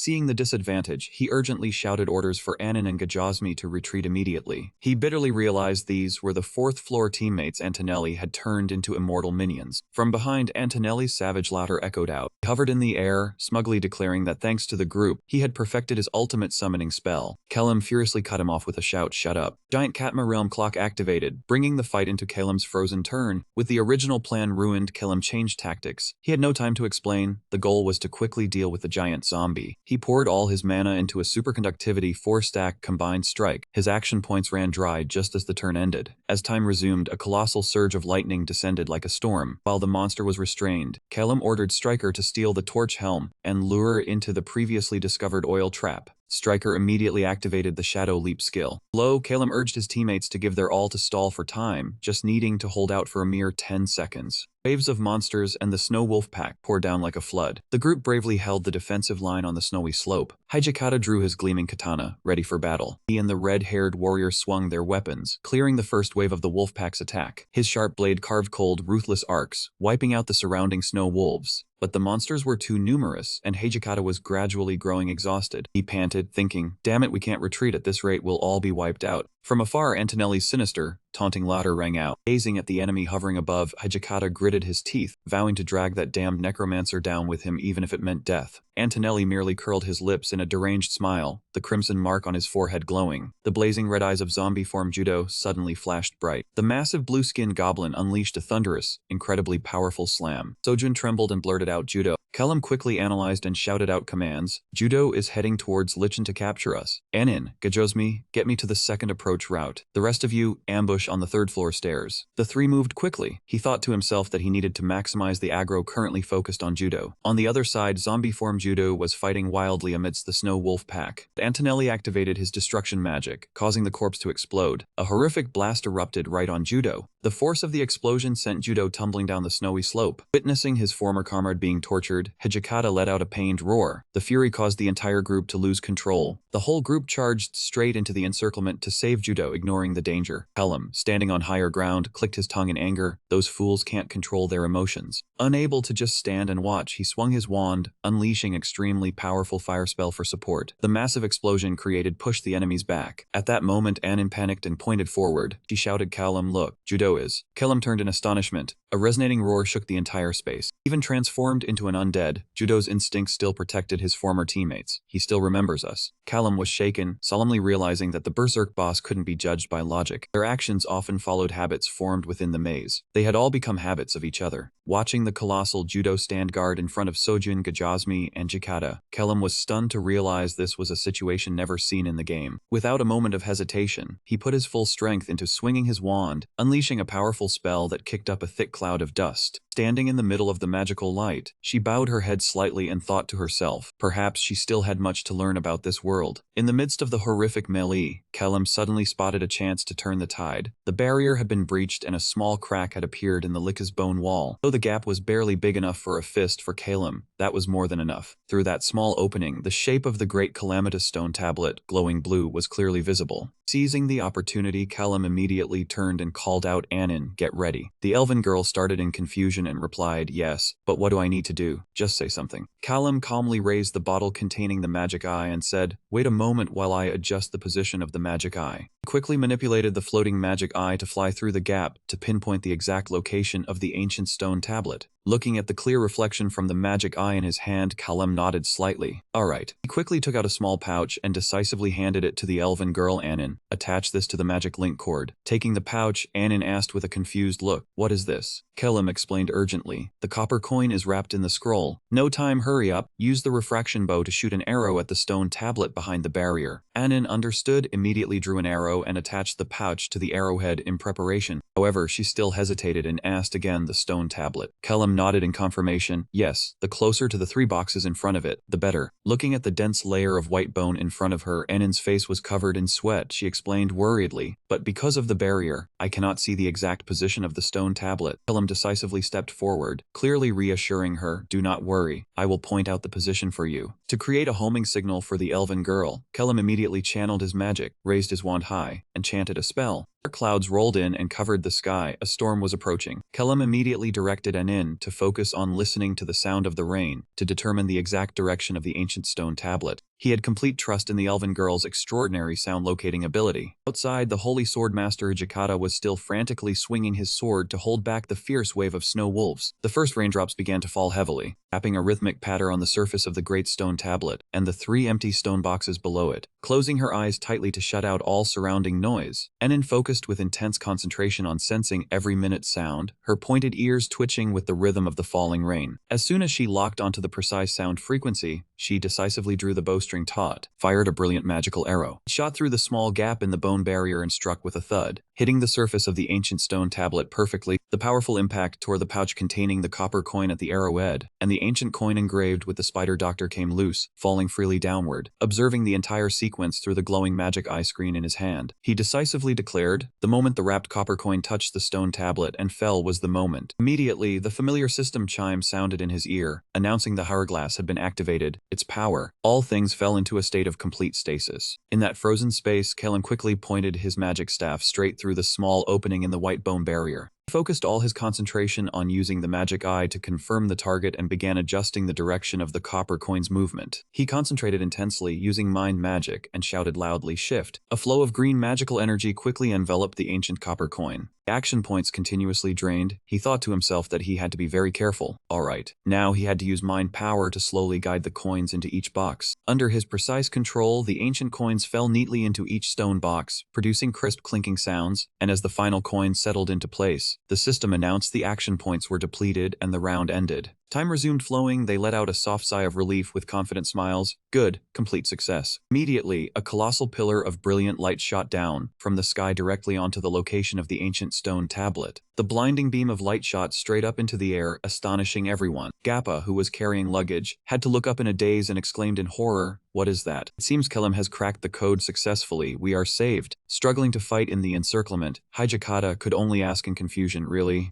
However, even though the pillar of light was still blazing intensely, the horde of monsters around showed no signs of being pushed back. It was glowing brightly, but nothing else was happening. The ground was the same. Had the stone tablet's magic really been activated? Noticing the abnormality, Gappa decisively shouted, "I will go check," and swiftly dashed through the chaotic battlefield. Kellum, have you solved the code yet? Kellum has solved the stone tablet's code. Gappa confusedly scratched his head and asked Anin, but why has the magic not activated? The monsters are still there. Anin replied in confusion. It says on there that the caster must directly touch the stone tablet. Hearing this, Gappa's eyes widened in shock and he shouted, "What did you say? The area in front of the stone tablet is full of monsters. How can we get there?" Kellum stepped forward from behind, calmly saying, "Calm down, Gappa. We anticipated this." He quietly pulled a white scroll from his pocket. Gappa asked in a daze, "Is that a scroll?" Kellum smirked and explained, "Even if you seal a level 10 spell into a scroll, it will evaporate within a minute due to the immense power. But in other words, it means the spell can exist within this scroll for about a minute." He decisively shouted, "Shift." Immediately, a brilliant golden flow of magic shot out from the tip of Kellum's wand. It passed through the white bone barrier and connected directly to the ancient stone tablet in the distance. Gappa was completely stunned, thinking shifting a level 10 spell that is about to dissipate, this is madness. He never intended to approach the stone tablet from the start. Did he have everything planned out the moment he solved the code? In Kellum's hand, the white scroll displayed ancient glowing characters. He smirked with a sinister smile. Anin, see you later. It's done. Time to get ready to go home. Kellum decisively swung his magic pen to complete the final stroke and activated the scroll. Instantly, a colossal pillar of brilliant light from the high sky shot straight down onto the ancient stone tablet, activating the ultimate apocalyptic grand spell to wipe out the entire wave of monsters. The nimble ambusher dashed forward, shouting loudly to draw the monster's attention toward himself. Behind him, the colossal 3-part zombie roared in a frenzy, chasing closely at every step. The ambusher ran with all his might, silently calculating that he only needed a bit more distance to reach the oil pit. Seeing the ferocious appearance of the monster pursuing him, he couldn't help but cautiously note that this creature's strength far exceeded his imagination. Even a full third-floor team might not be able to defeat it. Just as Kellum had instructed earlier, he needed to lead this monster to the oil trap the group had discovered on their way here. The ambusher's eyes turned sharp and determined. He told himself that he must take responsibility for finishing off this monster with his own hands. He thought to himself that he was completely different from that girl Elle Fernand, who only did easy tasks like delivering messages. He curled his lips into a confident smile, recalling his promise to the team leader, "Don't worry, brother Kellum. If I've been given an important mission, I'll complete it cleanly." Nimble ambusher slid across the icy snow, gripping his weapon tightly with resolve. We can't let something like this get back to the Lich. Magic throwing knives. Trails of magical light shot through the air from the throwing knives. Hit hard by the attack, the giant monster lost its momentum, staggering and swaying. Like a flash of lightning, the ambusher slipped through the narrow rock crevice. He pulled out a magical fire-starting device. He decisively threw the fire starter straight into the oil pit where the monster was trapped below. Immediately, flames erupted violently. The three-part zombie let out a miserable, desperate scream. The ambusher had successfully lured the giant monster. The giant green monster fell into the pitch-black oil pit. The monster thrashed about in despair and roared miserably. Standing on the edge, the ambusher coldly pulled out a glowing magical fire starter, waving it with decisive finality. Goodbye. He swung his arm with force and threw the fire starter down below. The flames burst out violently, burning the giant monster amidst its miserable screams. Standing before the blazing fire pit amid the freezing snow, the ambusher let out a soft sigh. Well, that's warm. But before he could enjoy the warmth, his eyes widened in shock as he felt a massive surge of energy suddenly erupt from the mountain peak. A brilliant pillar of golden light, with earth-shattering power, shot straight up into the stormy sky. Seeing that dazzling signal, the ambusher cheered excitedly. Oh, brother Callum, you succeeded too. That was the ultimate annihilation grand spell from the ancient stone tablet that Callum had just successfully activated. The Lich named Antonelli and the pack of snow wolves roared in madness, in agony as the pure light enveloped them and burned them away completely. The terrifying destructive force of a 10th tier spell created a storm of energy that swept across the entire space. Standing in the back line, the monk Amos and the sword saint Hejikata had to grit their teeth and pour all their strength into withstanding the horrific pressure. The effect of a 10th tier wide area annihilation grand spell was truly astonishing. The pure wave of light swept through, clearing the entire battlefield in an instant, as if it had been wiped clean. Kappa was still in shock, stammering, "Is it over already?" Looked around and exclaimed, "All the monsters have been destroyed." Callum sternly warned everyone that it wasn't time to relax yet, because the Lich Antonelli had somehow survived. Hovering in the air under the falling snow, the Lich gritted his teeth and roared in pain. Witnessing that scene, Enin shouted in horror. How is he still alive after being hit by the stone tablet spell? Callum quickly analyzed. This stone tablet was originally created by the residents of the mid-level villages as a defense against the maze monsters. Therefore, its defense system cannot identify a monster that was once human like Antonelli, because the residents of the mid-level villages are themselves being swallowed by the maze. Realizing the situation was getting complicated, Callum decisively ordered, "Let's head over there first." The group quickly rushed down the rocky slope to reach the combat zone. The situation was extremely dire as the damned Lich refused to come down from the air, and below, their giant friend Judo was kneeling on the ground. Callum grimly observed that the Lich was deliberately stalling to wait for Judo to die, intending to turn him into a subordinate killer before launching a full-scale attack on the group. More dangerously, as long as Antonelli hovered high above, only a few in the group with long-range attack abilities could reach him, making a finishing blow extremely difficult at that moment. With the Lich's regeneration trait, unless it was a blow strong enough to kill him, he would quickly heal his wounds. Seeing the enemy's persistence, the sword saint Hijikata worriedly asked, "So we can only stand here helplessly and watch?" Callum slightly raised his finger and calmly replied, "No, there's still one way." He explained further that a Lich always possesses a soul container called a phylactery, and if they could find it inside his body and destroy it, his regeneration ability would immediately stop. Callum continued outlining the strategy. "We just need to aim for the moment he falls after taking a fatal blow. The problem is, it's very small, and the Lich has hidden it somewhere." He turned to look at the fox girl and said, "The only way to find it is, Sojun, track Judo's soul." Hearing this, Sojun's face suddenly turned pale with panic. She sobbed as she realized the cruel truth. "But if we do that, Judo's soul will disappear. If we destroy the Lich's phylactery, Judo's soul inside it will also vanish." Hijikata could only grit his teeth in grief. Beside him, Enin and Gappa also wept, calling out worriedly, "Brother." Callum closed his eyes tightly, gritting his teeth bitterly, thinking, "It will be painful, but there's no other choice." Standing in the middle of the frozen battlefield, he once again helplessly realized he had truly fallen into a world that was utterly miserable. Walking in the stone corridor, he sternly reminded her to prepare herself mentally because only she could do this. Sojun hesitated, lowering her head, worriedly wondering what would happen if she couldn't do it. Callum bluntly pointed out the harsh reality. Even if we used a different method, Judo's soul disappearing is inevitable. Hearing that, Sojun choked up and expressed that Judo was her best friend and greatest benefactor, and she just wanted him to rest in peace. She sobbed, begging Callum to save Judo at all costs. However, Callum still coldly extinguished her hope by affirming the current situation. No one can save Judo anymore, not even cardinals or professor-level mages are completely helpless. Yes. Sojun gritted her teeth and sobbed, asking desperately if there was truly no other way. Looking at the fox girl in pain, they sighed softly, saying it wasn't exactly a method. Hearing the faint glimmer of hope, Sojun immediately shouted with determination, telling him to tell her. Kellum warned sternly that this was essentially an extremely dangerous gamble with no certainty, and she could easily lose her life or be injured for nothing. However, Sojun still pleaded resolutely, saying it was fine, begging him. Kellum looked at her sternly and repeated that he would say it again. No one in the world right now could save Judo. He paused for a beat before posing a suggestive question. But what if it wasn't a human? The crazy method Kellum mentioned was truly a gamble that could only rely on luck. However, thinking about how the group would no longer have enough confidence to enter the maze without Judo, Sojun quietly resolved to find her former teammate at all costs, even if he had been consumed by the maze. As long as she could separate Judo's soul from the lich so he could live again, she was willing to trade everything. Sojun resolved to use all her strength, tears welling in her eyes as she shouted, "Foxfire." A massive purple blaze erupted, carrying the tragic vow of the fox girl. She would even sell her own soul. The powerful purple flame swept straight forward. It struck the lich Antonelli directly, catching him off guard. The bone armor and the life flask on his chest began to crack under the terrifying pressure. Seizing the opportunity of a lifetime, the sword Saint Hijikata poured all his strength into launching himself into the air. He slashed with both swords in a fatal strike that cut across the lich's body. The completely physical figure let out a dark scream. He stood still amidst the falling snow, his gaze heavy with sorrow as he looked at his former comrade. "Now I will let you depart in peace, Judo." However, Kappa Gappa from behind suddenly ran over frantically, shouting in panic, "Wait!" Hijikata thought his comrade was just too emotional in the moment of parting. He sighed softly and told him to say his final goodbye. "Gappa." But Gappa screamed in utter panic, "No, that's not it. Sojun has disappeared." Hijikata was completely shocked. What met everyone's eyes now was only the conical hat lying alone on the freezing snow. The Sword Saint shouted in shock, "Sojun." The group of adventurers could only stand frozen, staring into the void, utterly bewildered, wondering where she had gone. The massive Judo suddenly grew weak and collapsed to the ground, muttering feebly, "So cold." Gappa's eyes widened in panic as he realized Sojun's cold resistance charm seemed to have worn off. Witnessing his former comrade suddenly lose his strength, the Sword Saint Hijikata, along with the monk Emos and Anin, were all completely stunned. Hijikata rushed over, supporting Judo's massive frame and shouting, "What's wrong, Judo? Do you recognize us?" Witnessing that scene, Calum quietly closed his eyes, telling himself this was truly unbelievable. But then he slowly opened his blazing red eyes, a confident smile spreading across his face. Never thought this method would actually work. Calum thought to himself that witnessing someone being captured by the maze master like this was truly fascinating, as this was a detail he had never seen clearly while playing the game. Callum immediately gave instructions. "First, we need to give Judo a recovery potion. He's probably on the brink of death right now." Gappa quick responded, "Ah, got it." Gappa swiftly took the red potion and poured it straight into Judo's mouth to heal him. "Judo, here's the potion. I'll give it to you right away." Frustrated by the events unfolding, the Sword Saint Hijikata turned and shouted at Callum, asking what on earth was happening. Kellum calmly signaled for him to calm down. "Don't panic. Listen carefully this time. Sojun has become the exit boss." Kellum quietly paced, explaining further that to become the exit boss, one had to be the strongest adventurer on that floor. On this floor right now, even within your team, Hijikata, Sojun, the three-tailed fox, is the one most likely to be targeted by the maze. He analyzed further. "Now that the powerful exit boss Lick is dead, I suggested Sojun make a wish to save Judo. The maze master chose Sojun as the new replacement because of that intense desire." Hearing this, Gappa was completely horrified, trembling as he shouted, "Have you lost your mind?" Kellum crossed his arms with firm resolve and replied, "It was a risky plan, but he had calculated everything in advance." Understanding the situation was irreversible, the Sword Saint Hijikata gritted his teeth and asked the decisive question, "So how do we find Sojun?" Kellum confidently analyzed the situation, "The abandoned exit room that Judo opened and stepped out of, right? Won't it have a new master now? Sojun, newly resurrected, will be placed there." Hearing that, Ainin's eyes lit up with excitement as she shouted, "That's right, Calum. So how do we find the sacred relic?" Callum calmly explained that if they went down the stairs to floor 3-5, it was probably nearby. Villager had arrived quite quickly after harvesting the soul. Just then, Ambush ran over from behind and reported, "Boss, I'm done and back safely." They smiled in satisfaction. "Good, Ambush, you arrived just in time." To prepare for the operation, Callum immediately assigned tasks to the group. "Only Anin, Gappa, and Ambush come with me. The rest of you guard the front near Sojun's exit room." He handed the monk Amos a small jade green wooden box and instructed him, "Take this too. The exit room is next next to the treasure room. If anything happens, contact me. I must accept it and reply, I'll head off now. Witnessing Callum's brilliant calculations, Gappa was utterly amazed, wondering if this really possible. Walking behind ambush in the dark corridor, Gappa held the glowing magic stone lamp and asked in confusion, "You found Sojun's sacred relic in just about 10 minutes. Just as expected, Mr. Callum is a master of sacred relics." Ambush smirked cunningly, turning to Callum and saying, "Since I had to go through hell like this, I should probably demand a hefty compensation from the team." Callum calmly replied, "Ambush, receiving something is fine, but when this is all over, will you come with me to the back alley?" Ambush happily agreed immediately. "Of course, boss. I'll follow you." Even though things were progressing smoothly, a strange sense of unease suddenly rose in Callum's heart. Things are going too well, making me start to feel uneasy. Wasn't everything going exactly as he predicted? Just get Sojun out of there and it's done. Standing before the large wooden door of the exit room, Callum decisively ordered the group, "Gappa, stay behind and take care of Judo, Ambush, and I will go." Walking through the dim corridor, Callum swallowed nervously, telling himself, so far there hasn't been a single flaw in his calculations. He slowly reached out and pushed the large wooden door of the exit room open. They silently prayed, "Please don't let anything else go wrong." However, what met his and Ambush's eyes was the figure of Sojun sitting motionless on the stone chair ahead, just like Ambush's previous condition. Seeing the unstable situation, Hijikata asked worriedly, "Callum, what do we do now?" Callum quickly analyzed and gave instructions. "When I give the signal, you two rush in and restrain Sojun at the same time, and when Ambush opens the lid of the sacred relic near Sojun, she will regain consciousness." Receiving the team's consent, Callum decisively ordered, "Go." But as soon as they stepped forward, the monk almost had to stop in surprise.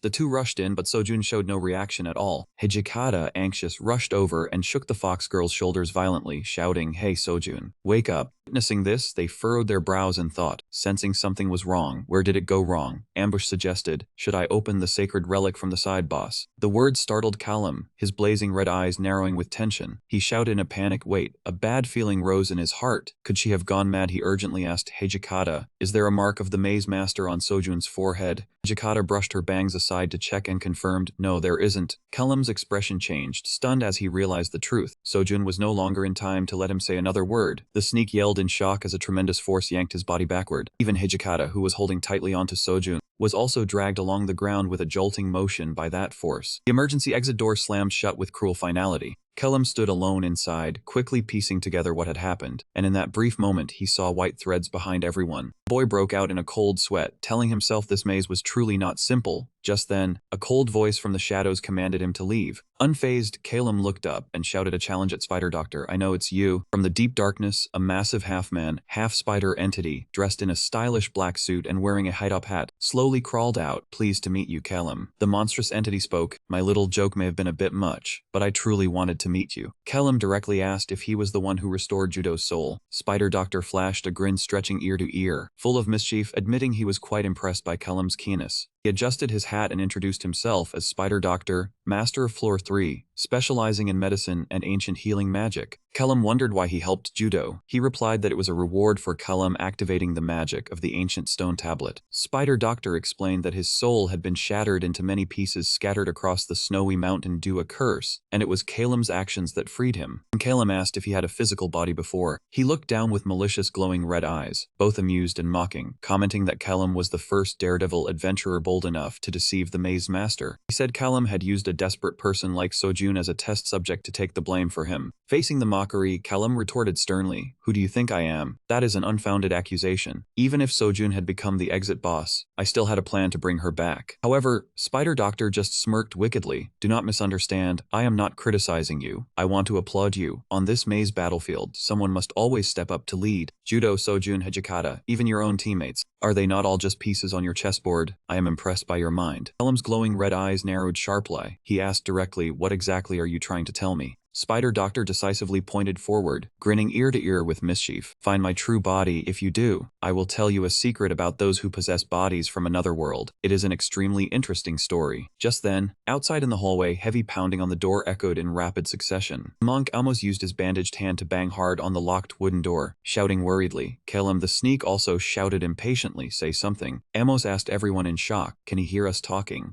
At that moment, the fox girl Sojun, lying on the ground, let out a soft groan and slowly opened her eyes, waking up. The sword saint Hijikata joyfully helped her up. Sojun, you're awake, he asked urgently. And what about judo? What happened? Weren't you captured by the maze's master? Sojun held her head, dazed. I don't know. I don't remember anything, but where is Callum? He said he would come to save me. Amos banged on the door and called in. He's in there. Then he turned to ask Sojun, can you do anything with your magic? Sojun decisively stood up and stepped forward. I will try. She focused her mana into the blue orb in her hand, beginning to chant Foxfire Revelry. Seeing the massive surge of fire about to erupt in the narrow hallway, the sneak was horrified, eyes wide, shouting to stop. Wait. The emergency exit door slowly opened. The monk Amos ran over worriedly to ask Callum, are you alright? What exactly happened inside? Seeing Sojun safe behind him, Callum wiped the sweat off, avoiding everyone's gaze, and replied, it was nothing if Sojun is fine. Let's go. He thought to himself that this maze was starting to disgust him. Meanwhile, in the Academy's Grand Hall, the atmosphere was extremely tense. Sojun ran in breathlessly and asked loudly, didn't you say we needed to send reinforcements to floor 3? The group of adventurers, including the dwarf Zikan, was getting anxious, Sojun explained. We already sent requests to the temple, the academy, and the guild. Callum and Hijikata's group are being swept up in a wave of monsters. We must gather adventurers from floor 5. However, a loud shout from the hallway suddenly cut through. Professor Meldini rushed in breathlessly and declared grandly, I will go down to floor 3. Sojun was surprised. Professor Meldini, you're going yourself. The old professor excitedly explained, I just received a new revelation from Nathaniel. I must save my child who is on floor 3 of the maze. Running right behind him was the lizard knight Bernard. Sojun was simply bewildered. Bernard too. Just then, a flash of blue light from the teleportation gate flared up, startling Bernard, who turned around. Steady step emerged from the teleportation gate. Appearing before everyone was a massive goblin draped in a cloak and wearing a leaf hat. Bernard gasped in shock. A goblin. Sojun was also incredibly shaken. Judo, aren't you judo? Stepping out right behind him, the sword saint Hijikata smiled radiantly. Professor Meldini asked curiously, I heard from the Vertanen group that Ed Antonelli had become a traitor boss. How did you floor 3 adventurers deal with 2 traitor bosses? No, more importantly, what happened to Callum's group? Mentioning his genius student, Hijikata gave a knowing smile. Ah, you mean that prodigy mage? He recounted Callum's astonishing feats after barely surviving the avalanche, overcoming the monsters, and single-handedly defeating the traitor boss. He even revived his comrade Judo back into a normal human being. Hearing this, the dwarf Zikan was completely amazed and asked loudly, impossible. You mean the 2 teams did all that? The fox girl Sojun peeked out her head modestly to correct. Actually, the kids did almost everything. We just helped a bit. That statement made Professor Meldini freeze, his body trembling with shock. His eyes shone brightly with excitement mixed with confusion. He could only utter a final question. Callum, what in the world did you do in there? Callum's group safely stepped out of the teleportation gate and returned to the Soan Adventurers Guild. Just as they stepped out of the brilliant blue light under the night sky, a guild staff member was standing there to greet them. This person cheered excitedly. You're finally out, Callum. Many people were waiting for you, but since it was late, they all left. I'm very curious what the report of this expedition will be like. Callum gently suggested, can I report tomorrow? The guild staff happily agreed. Of course, you must be very tired. Come to the guild tomorrow. The 2 said their goodbyes in the majestic lobby of the arena. The group softly replied, see you tomorrow. On the way back to the inn, the exhaustion from the life-threatening journey began to weigh heavily on each member. Annin staggered as she walked, then leaned her head fully against Callum's shoulder. She said softly, I'm so tired, I feel like I'm about to pass out. Callum glanced at her briefly and replied calmly, it's to be expected. After everything we've been through, we nearly died several times. The sneak was equally tired. I really feel like I'm about to die, man. Callum consoled them apologetically. Sorry, everyone must have waited a long time. Seeing that his teammates were tired, he smiled gently and said, let's calculate the profits tomorrow, and then disband. Everyone has worked hard. Sneak Attack heard this and happily announced that the recovery process was complete, and he would return to the inn. I must also waved goodbye and said he would meet again at the Maze Guild. However, just as they were about to split up, Sneak Attack suddenly turned back with a mischievous grin and teased Annin. Hey, Elf, how long do you plan on staying in your brother's dormitory? The unexpected question made Annin blush and stammer, while Callum standing beside her could only remain silent in embarrassment. Sneak Attack walked away, not forgetting to wave and tease with one more suggestive remark, brother. Always be careful with your doors and windows. The remark made Annin furious. She shouted loudly and chased after him. What are you talking about? Seeing the elf girl bristling with embarrassment, Callum sighed softly and called her to keep moving. Let's hurry, Annin. Returning to the dormitory room, he immediately prepared a bathtub full of steaming hot water. He relaxed comfortably in the warm water, letting out a relieved and contented sigh. I feel a bit better now. Lying in the bathtub, Killam tilted his head back and reflected on the recent trip. He told himself that next time he goes to the 3rd floor, he must learn a serious lesson, because everything was due to his past arrogance. In particular, the spider doctor was an unexpected variable. He had set up an elaborate trap to lure him in, and he had walked right into it himself. This proved that that cunning devil had known all his tactics in advance. He thought to himself that if the spider doctor really wanted his life, everything would have ended long ago. Even without noticing his presence, he had been completely manipulated by his own shallow arrogance. Stepping out of the bathtub, Callum muttered in frustration, "I'm really annoyed. Just you wait. Next time I'll be the one in control, spider doctor." At midnight, as Callum was lying on the bed resting, a soft knock on the door came along with a timid voice.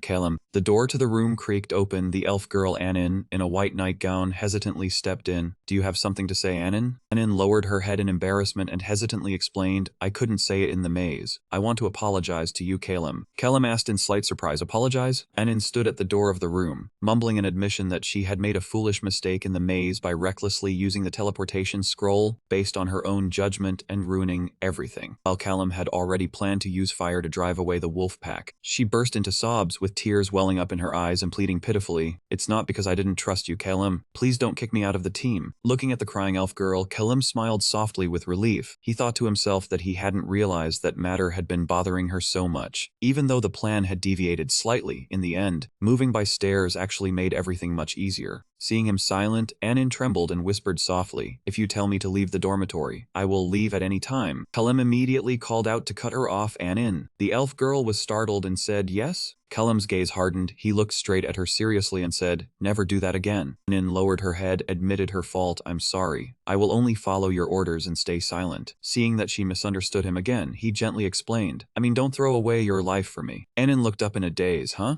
Callum gently placed his hand on her shoulder and said sincerely, "I was very worried until I saw you again. Even if we face danger again, I will definitely protect you." The sweet declaration from the team leader made Annin instantly blush with shyness. Callum continued calmly, "In battle, always stand behind me." He leisurely analyzed the tactics. An archer would be safer and more effective in a rear position. If needed, I'll engage in melee combat, so let's... But Annin's mind at that moment had completely exploded from embarrassment. Her face flushed red like a ripe tomato. She stammered unintelligibly, Unable to bear the awkward atmosphere for another second, the elf girl quickly covered her face and shouted, "I'm going to sleep," and ran back to her room. Callum stood frozen in place, scratching his head and wondering if he had said something wrong. Night slowly passed over the quiet academy dormitory building. The next morning, he went to the headquarters of the Maze Guild to report on the mission. Just as he reached the gate of the majestic mansion, he was overwhelmed by the unusually lively atmosphere. A large crowd was gathered, chattering noisily, including quite a few veteran adventurers with real strength. He walked quietly through the crowd, thinking to himself that there were way too many spectators today. Callum, along with Annin and Sneak Attack, entered the guild office under the guidance of the receptionist. Seeing the academy professors there, he thought to himself, even the professors came. However, the moment he stepped through the door, a solemn and oppressive atmosphere immediately enveloped the entire room. Standing beside the desk was a woman with purple cat ears and a dignified military uniform.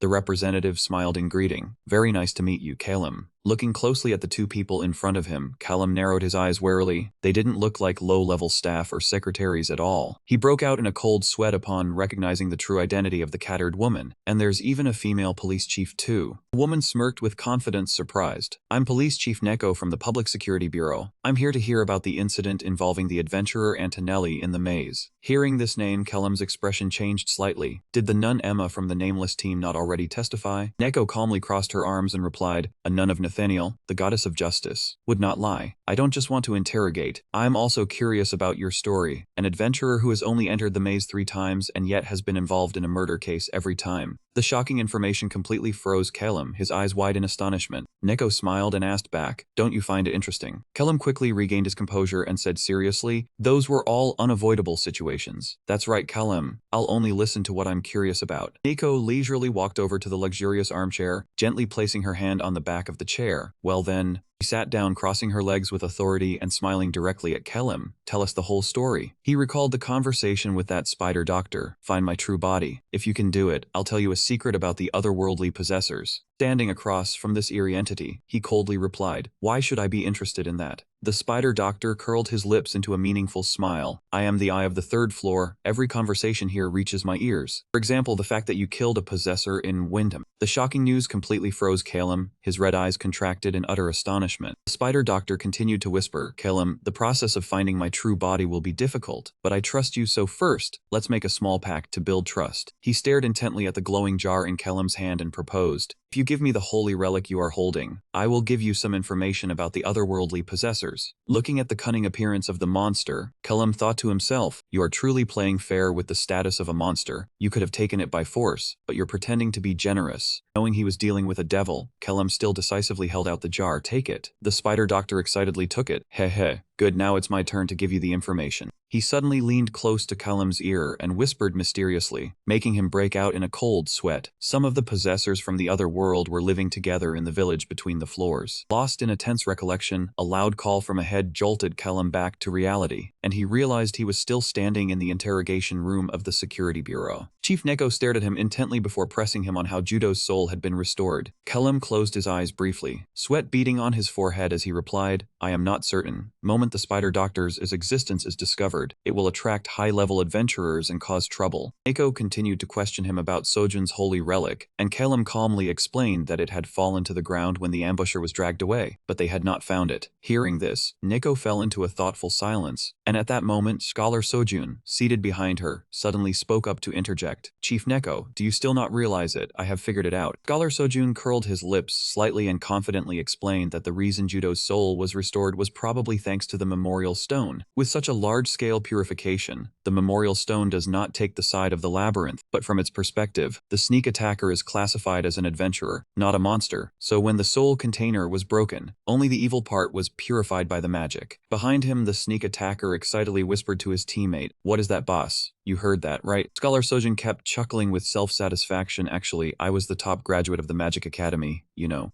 Neko shifted her sharp gaze to the remaining members and asked further about what they had done in the labyrinth. I have already received the report about Anin's message. Anin shyly scratched her head and said softly, it was nothing much really. The sneak attacker immediately gave a thumbs up and enthusiastically cut in. Please listen to my story. As a veteran assassin, I have a dramatic tale about defeating the zombies down there. But the monk almost calmly interjected, compared to us, Hijikata's team contributed more. Witnessing the brief reports from his teammates, the kids broke out in cold sweat and helplessly muttered to themselves, did they really just come to listen? Noticing that there was no more information, Neko stood up and declared the meeting over. The whole group left the security bureau office together. Walking down the ornate hallway, Calum was deep in thought. The most valuable thing obtained in the labyrinth was information. Even though the spider doctor was eavesdropping, what Sojun said helped a lot. The interrogation also brought back dark memories of Haidam. The fox race girl he was accused of killing at Wyndham was a beautiful and mysterious beast race girl with 3 fox tails. In the past, she belonged to a skilled 3-member team exploring the labyrinth. The baggage carrier they hired for their final expedition that year was none other than Calum. After everything was over, Calum brought Haidam's fox orb and turned himself in. However, even though the authorities conducted a large-scale search, Haidam's body was never found. Calum pondered deeply. Perhaps that fox is still alive, for instance, in a place like the village between the floors that the spider doctor mentioned. For the possessors, that place is truly safer than the surface because there is no one as troublesome as Meldini there. He suddenly stopped when a terrifying speculation flashed through his mind. If a large organization of possessors is hiding beneath the labyrinth, then they must surely have connections with the Black Hound or the Enver Club. Stepping out of the interrogation room, Calum softly called out to his red-haired teammate, Sneak Attacker, do you still remember we were planning to go to the alley? The sneak attacker immediately replied cheerfully, of course, boss, let us go clean out that casino. At that moment, the sound of hurried footsteps came from behind along with a loud call, Calum. The group turned around and saw Chief Neko running breathlessly toward them. You all walk too fast, Anin asked in confusion. What is the matter? Neko seriously gestured with her hand. Calum, can we talk in private for a moment? Leading him to a secluded corner of the hallway, she frankly revealed the public security headquarters is planning a campaign against the Black Hound. We need an agent to infiltrate and gather information. Neko looked straight into the young mage's eyes and proposed, I think Calum is the right person for this mission. The Black Hound will probably want to recruit you, so getting close will be easy. Hearing the unexpected offer, a bold plan suddenly stirred in Calum's mind. He curled his lips into a sinister smile and muttered to himself, this means I will have to walk a tightrope between the Enver Club, the Black Hound, and the public security headquarters, and I have to do it perfectly. Without a moment of hesitation, Killam turned around and firmly replied, I accept, seeing him agree. Neko let out a relieved smile. As Calum turned to walk away, she still called out worriedly after him, do not push yourself too hard, just tell us what you hear. As he was walking, a loud call cut through his thoughts. Calum, everyone is waiting. In front of the main hall, a long, crowded line of teammates and academy professors stood waiting for him. Calum let out a weary sigh. The queue is way too long. Noticing the situation, he turned to the elf girl beside him and said, Anin, can you handle the item selling? Anin happily accepted the order and dashed off. Leave it to me. Watching her retreating figure, the monk almost said worriedly to Calum, I do not feel at ease, so I will go with you. Calum nodded in agreement and then turned to instruct the red-haired young man, Sneak attacker, see you in the back alley this afternoon. The sneak attacker waved cheerfully in farewell. Oh, okay. Having arranged everything for his teammates, Calum leisurely walked toward professors who were waiting. Next are the professors. Upon seeing his figure, Professor Meldini laughed heartily and stepped forward. Oh, finally our turn. Huh.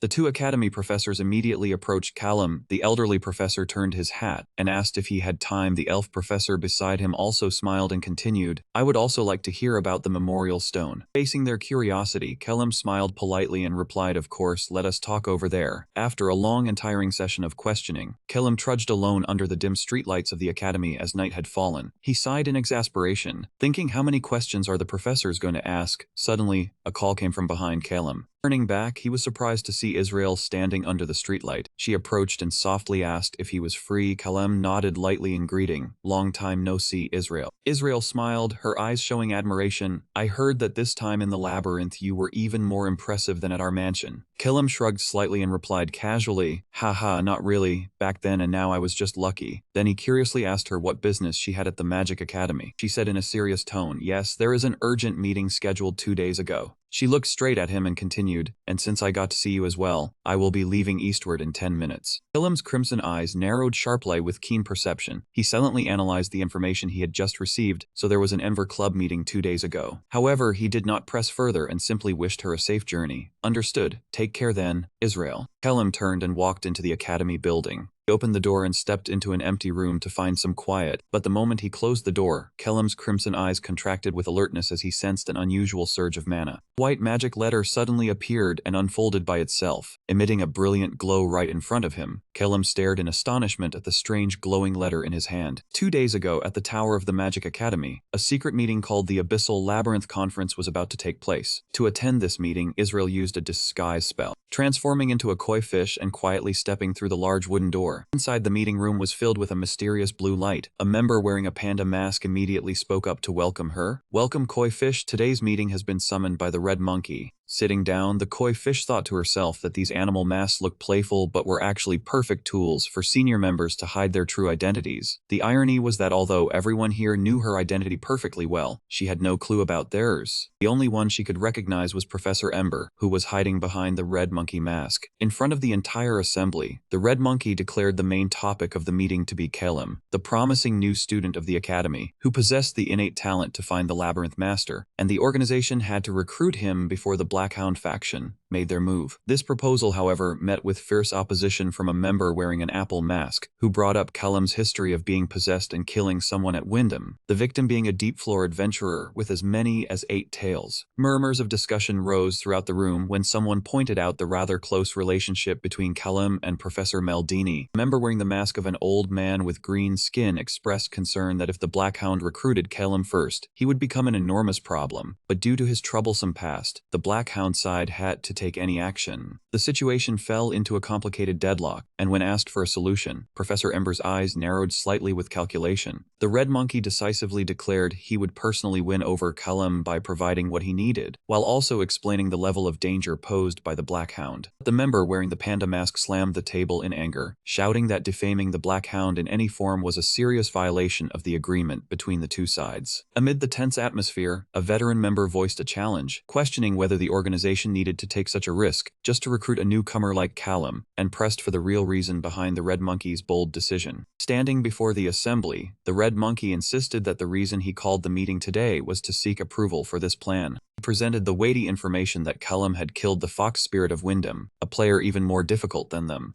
Looking at it from another angle, currently across all of Sohin, Kellum had the highest chance of finding the labyrinth master. Red Monkey slammed the table and shot to his feet, shouting with great agitation, "The sharper the blade, the sooner one must grasp its handle. What if we hesitate and the Black Hound gets there first?" Amid the whispering discussions of the members around the round table, the meeting room door suddenly opened, and a person spoke up to apologize for being late. The appearance of such a powerful figure made Kashep think inwardly. It seemed the top predator of the guild had arrived. He was the only one here who knew the identities of everyone present, while no one knew anything about him. Seeing the silence in the air, a member wearing a dog mask softly suggested trying it once, but immediately worried about what if it led to a full-scale war with the Black Hound. Acknowledging the excessive risk, a cold member proposed shifting the responsibility, saying that if problems arose, it could be concluded that the Red Monkey acted on his own. Lion Mask stared at the Red Monkey with sharp, pressured eyes and questioned whether he could truly bear that responsibility. Under the suffocating pressure of the assembly, the Red Monkey could only grit his teeth and silently endure. Back in reality inside his dormitory room, Kellum silently read the contents of the glowing secret letter in his hand. Ember had said he was confident Kellum had not contacted the Black Hound, and since he was a student of the Magic Academy, he could convince him. Kellum curled his lips in a contemptuous smile. He gathered his mana to create a flame that burned the letter to ash. Ember, really? Is that the shabby plan you came up with? You do not even dare to summon me directly to the meeting. Truly disappointing.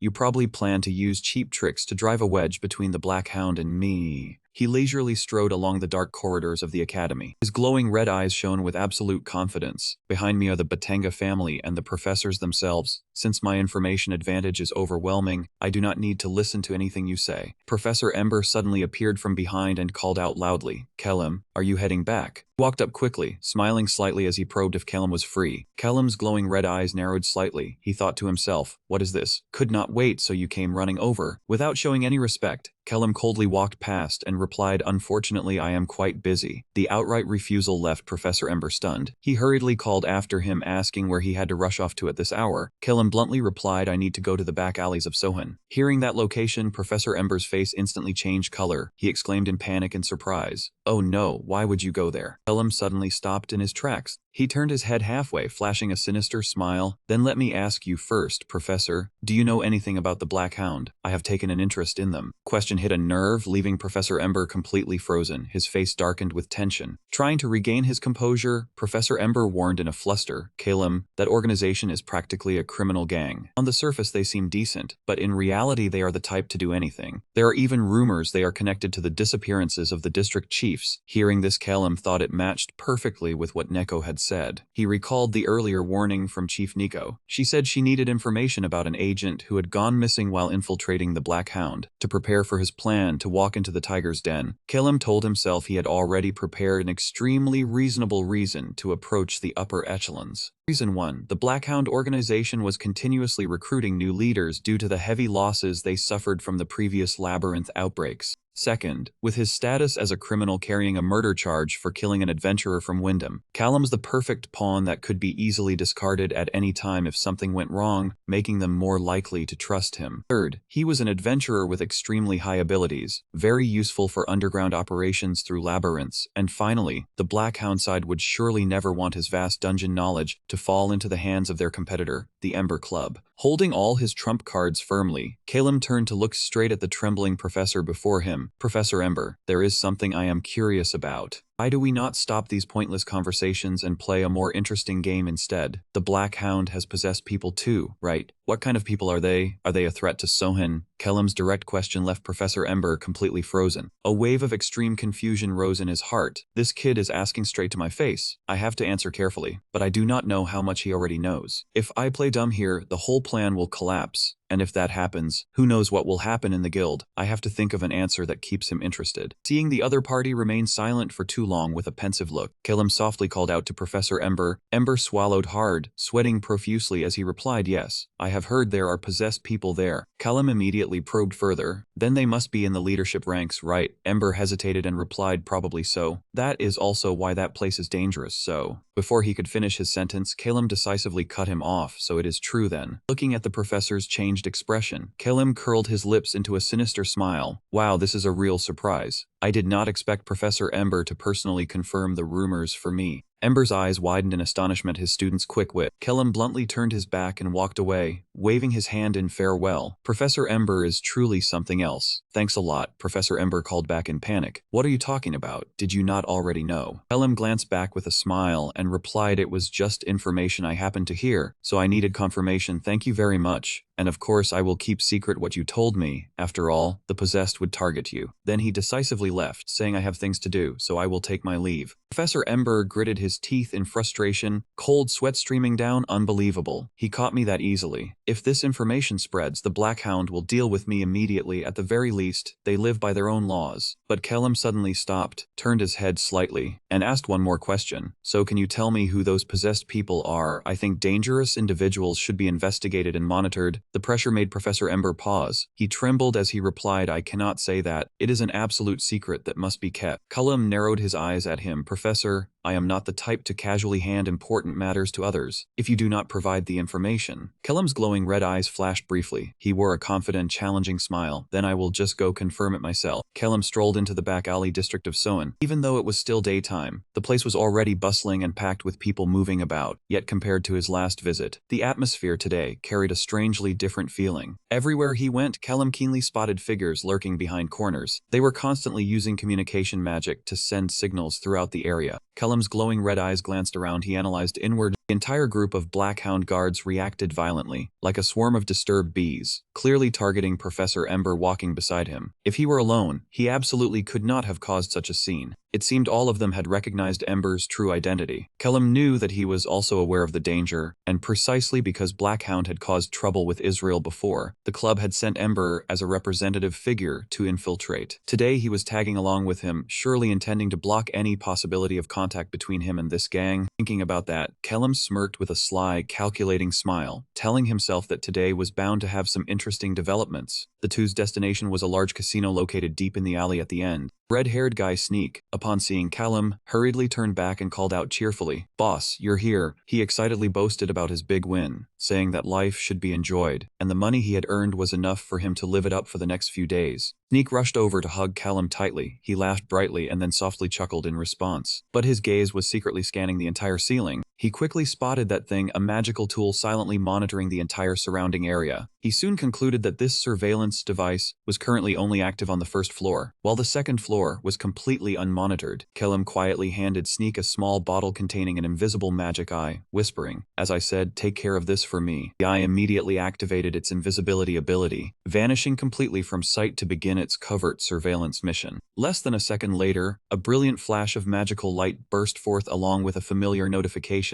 The hourglass has been activated. Kellum softly commanded, "Go!" The magic eye immediately flew up to closely track and monitor all activities in the casino. Time returned to normal. Sneak cheerfully waved goodbye. "I'm off then. Good luck winning big," and quickly left. At that very moment, a servant approached, bowed his head slightly, and called softly, "Professor Ember." He bent respectfully to lead the way, his tone polite. "Please, you and your companion, come upstairs. Mr. Chrome is waiting." Noticing the unusually tense atmosphere, Professor Ember leaned close to Kellum and whispered a warning. "This place is very dangerous. Keep your talking to a minimum. Whatever you're curious about, I'll check it myself. Even if you hear something strange, just stay silent and listen." Kellum broke into a slight sweat, glancing at the professor beside him with those calculating, fiery red eyes. He thought to himself, so this man was a rather unique kind of professor too. The two stepped into the lavish reception room upstairs. A tall man with sickly green skin and a face full of scars stood waiting. He introduced himself, "I'm Chrome." Chrome stepped forward and shook Kellum's hand in a friendly manner. "Heard a professor and a student were coming. Didn't expect it to be the famous Kellum." "What a surprise!" He laughed heartily, looking thoroughly amused. Turning to look at Professor Ember, Chrome probed, "How much am I allowed to say?" Ember smirked with deep cunning. "Feel free to speak. He's one of our new students anyway." Chrome nodded in agreement. "Then I suppose he already knows Black Hound is an organization of the possessed." Witnessing the performance of the two before him, Kellum quietly observed and sneered inwardly. "Ember is tricking Black Hound into thinking I'm a club member, and he wants to pull me into the society too. But will this lie hold up?" Just as he was lost in thought, the green-skinned man suddenly whipped his head around to stare directly at Kellum. His voice was slow and full of hidden meaning. "You've truly joined a rotten place." He leaned in closer, his gaze as sharp as a knife. "Kid, do you know who the White Lion is?" Kellum immediately froze, his whole body tensing up. His mind raced to piece together all the information. White Lion was the founder of the Ember Club, the one mentioned in Israel's message. But how did that green-skinned man know about it? From what he knew, the true identity of that person should not have been something anyone was allowed or able to hear. At that moment, Chrome lowered his voice, trembling as he revealed a terrifying truth. That thing is not human. The white lion is a monster. As he spoke, the horrifying memories of 12 years ago seemed to come alive with his words. At that time, the maze had suddenly erupted with a ferocity beyond imagination. The devastating power left no place in the city untouched, especially the back alley area where Blackhound operated, which was completely leveled. Since the main forces had to prioritize protecting the city center, the people in the slums could only defend themselves in vain. Even though the main adventurers fought back in desperate resistance, they were completely powerless against the frenzied tide of monsters surging from the abyss. When Chrome slightly regained consciousness amidst the rubble, he was awakened by the chilling sounds of chewing and swallowing echoing in the darkness. He cracked his eyes open towards a flickering flame and in horror, witnessed a tall figure tearing apart an adventurer. The creature muttered while chewing, "Herd adventurers are a delicacy, but it's not as good as I thought." Witnessing that brutal scene, Chrome trembled in fear, wondering, a talking monster? The lion monster licked the blood from its lips and coldly continued, "Perhaps live food would taste better." Immediately after, a bizarre phenomenon occurred right before his eyes. The monster's body began to shrink and contort, flawlessly transforming into a human form. Clad in a black robe, that entity silently walked through the burning rubble. It was like a walking natural disaster that appeared with the maze eruption that year. Returning to the present, Chrome let out a cautious sigh and concluded, after that, the white lion never returned to the maze again. But then he continued sternly, because after that, a secret organization appeared within the Magic Academy. A green-skinned man stared directly at Professor Ember, exposing him without any hesitation. "That's you people, the Abyss Council of the Maze." This direct accusation left Professor Ember completely silent. Chrome gritted his teeth in anger, his voice full of fury, "And the one leading that group is the White Lion. I know the true identity of that bastard. He pretends it's a mask, but in reality it is his actual face." According to Chrome, that entity would change its appearance depending on the situation and location before appearing, just like the masked members of the council. Veins bulged on the green-skinned man's face, his eyes bloodshot with extreme fury. Sensing the situation turning unfavorable, Professor Ember closed his eyes briefly, before forcing a sneering smile to mask his discomfort. "Ha, Callum, seriously. Coming all the way here just to hear such nonsense. I'm starting to regret it. Logically, how could a monster with intelligence high enough to talk possibly exist?" However, Chrome's revelations caused Callum to sink deep into tense, racing thoughts. He told himself that if entities like the Spider Doctor could actually exist on the surface, then things were far beyond the control of the adventurers. He had faced the Spider Doctor with his own eyes, and he had even mentioned the Blade-Fang Serpent Dragon and the Gourmet Whale. That meant those two were certainly also intelligent monsters ruling over other floors of the maze. So, could the White Lion be an exit boss from a floor even deeper than the third? Truly, no one could possibly know which floor he came from. The professor had once theorized that the maze was a brutal battlefield between the possessors from the otherworld and the Maze Master, and a law mage was the sole natural enemy of the Maze Master. From these clues, Kellum formed a bold hypothesis. What if the Maze Master had deliberately sent the bosses up to investigate the surface? That could explain why a fearsome entity like the White Lion could freely appear on the surface. But Callum quickly calmed himself, knowing this was still not confirmed truth. He needed to stay focused to deal with the unpredictable situation ahead. Seeing Callum stand silent for too long, Professor Ember worriedly called his name. Snapping out of his thoughts, Callum noticed Chrome standing with crossed arms, looking at him with a scrutinizing gaze. Chrome said coldly, "Well, I didn't expect you to believe me," then turned to ask Professor Ember why he came here. It couldn't just be to show off that he had recruited a talented rookie, could it? That moment, the sound of a door creaking open rang out, interrupting the conversation.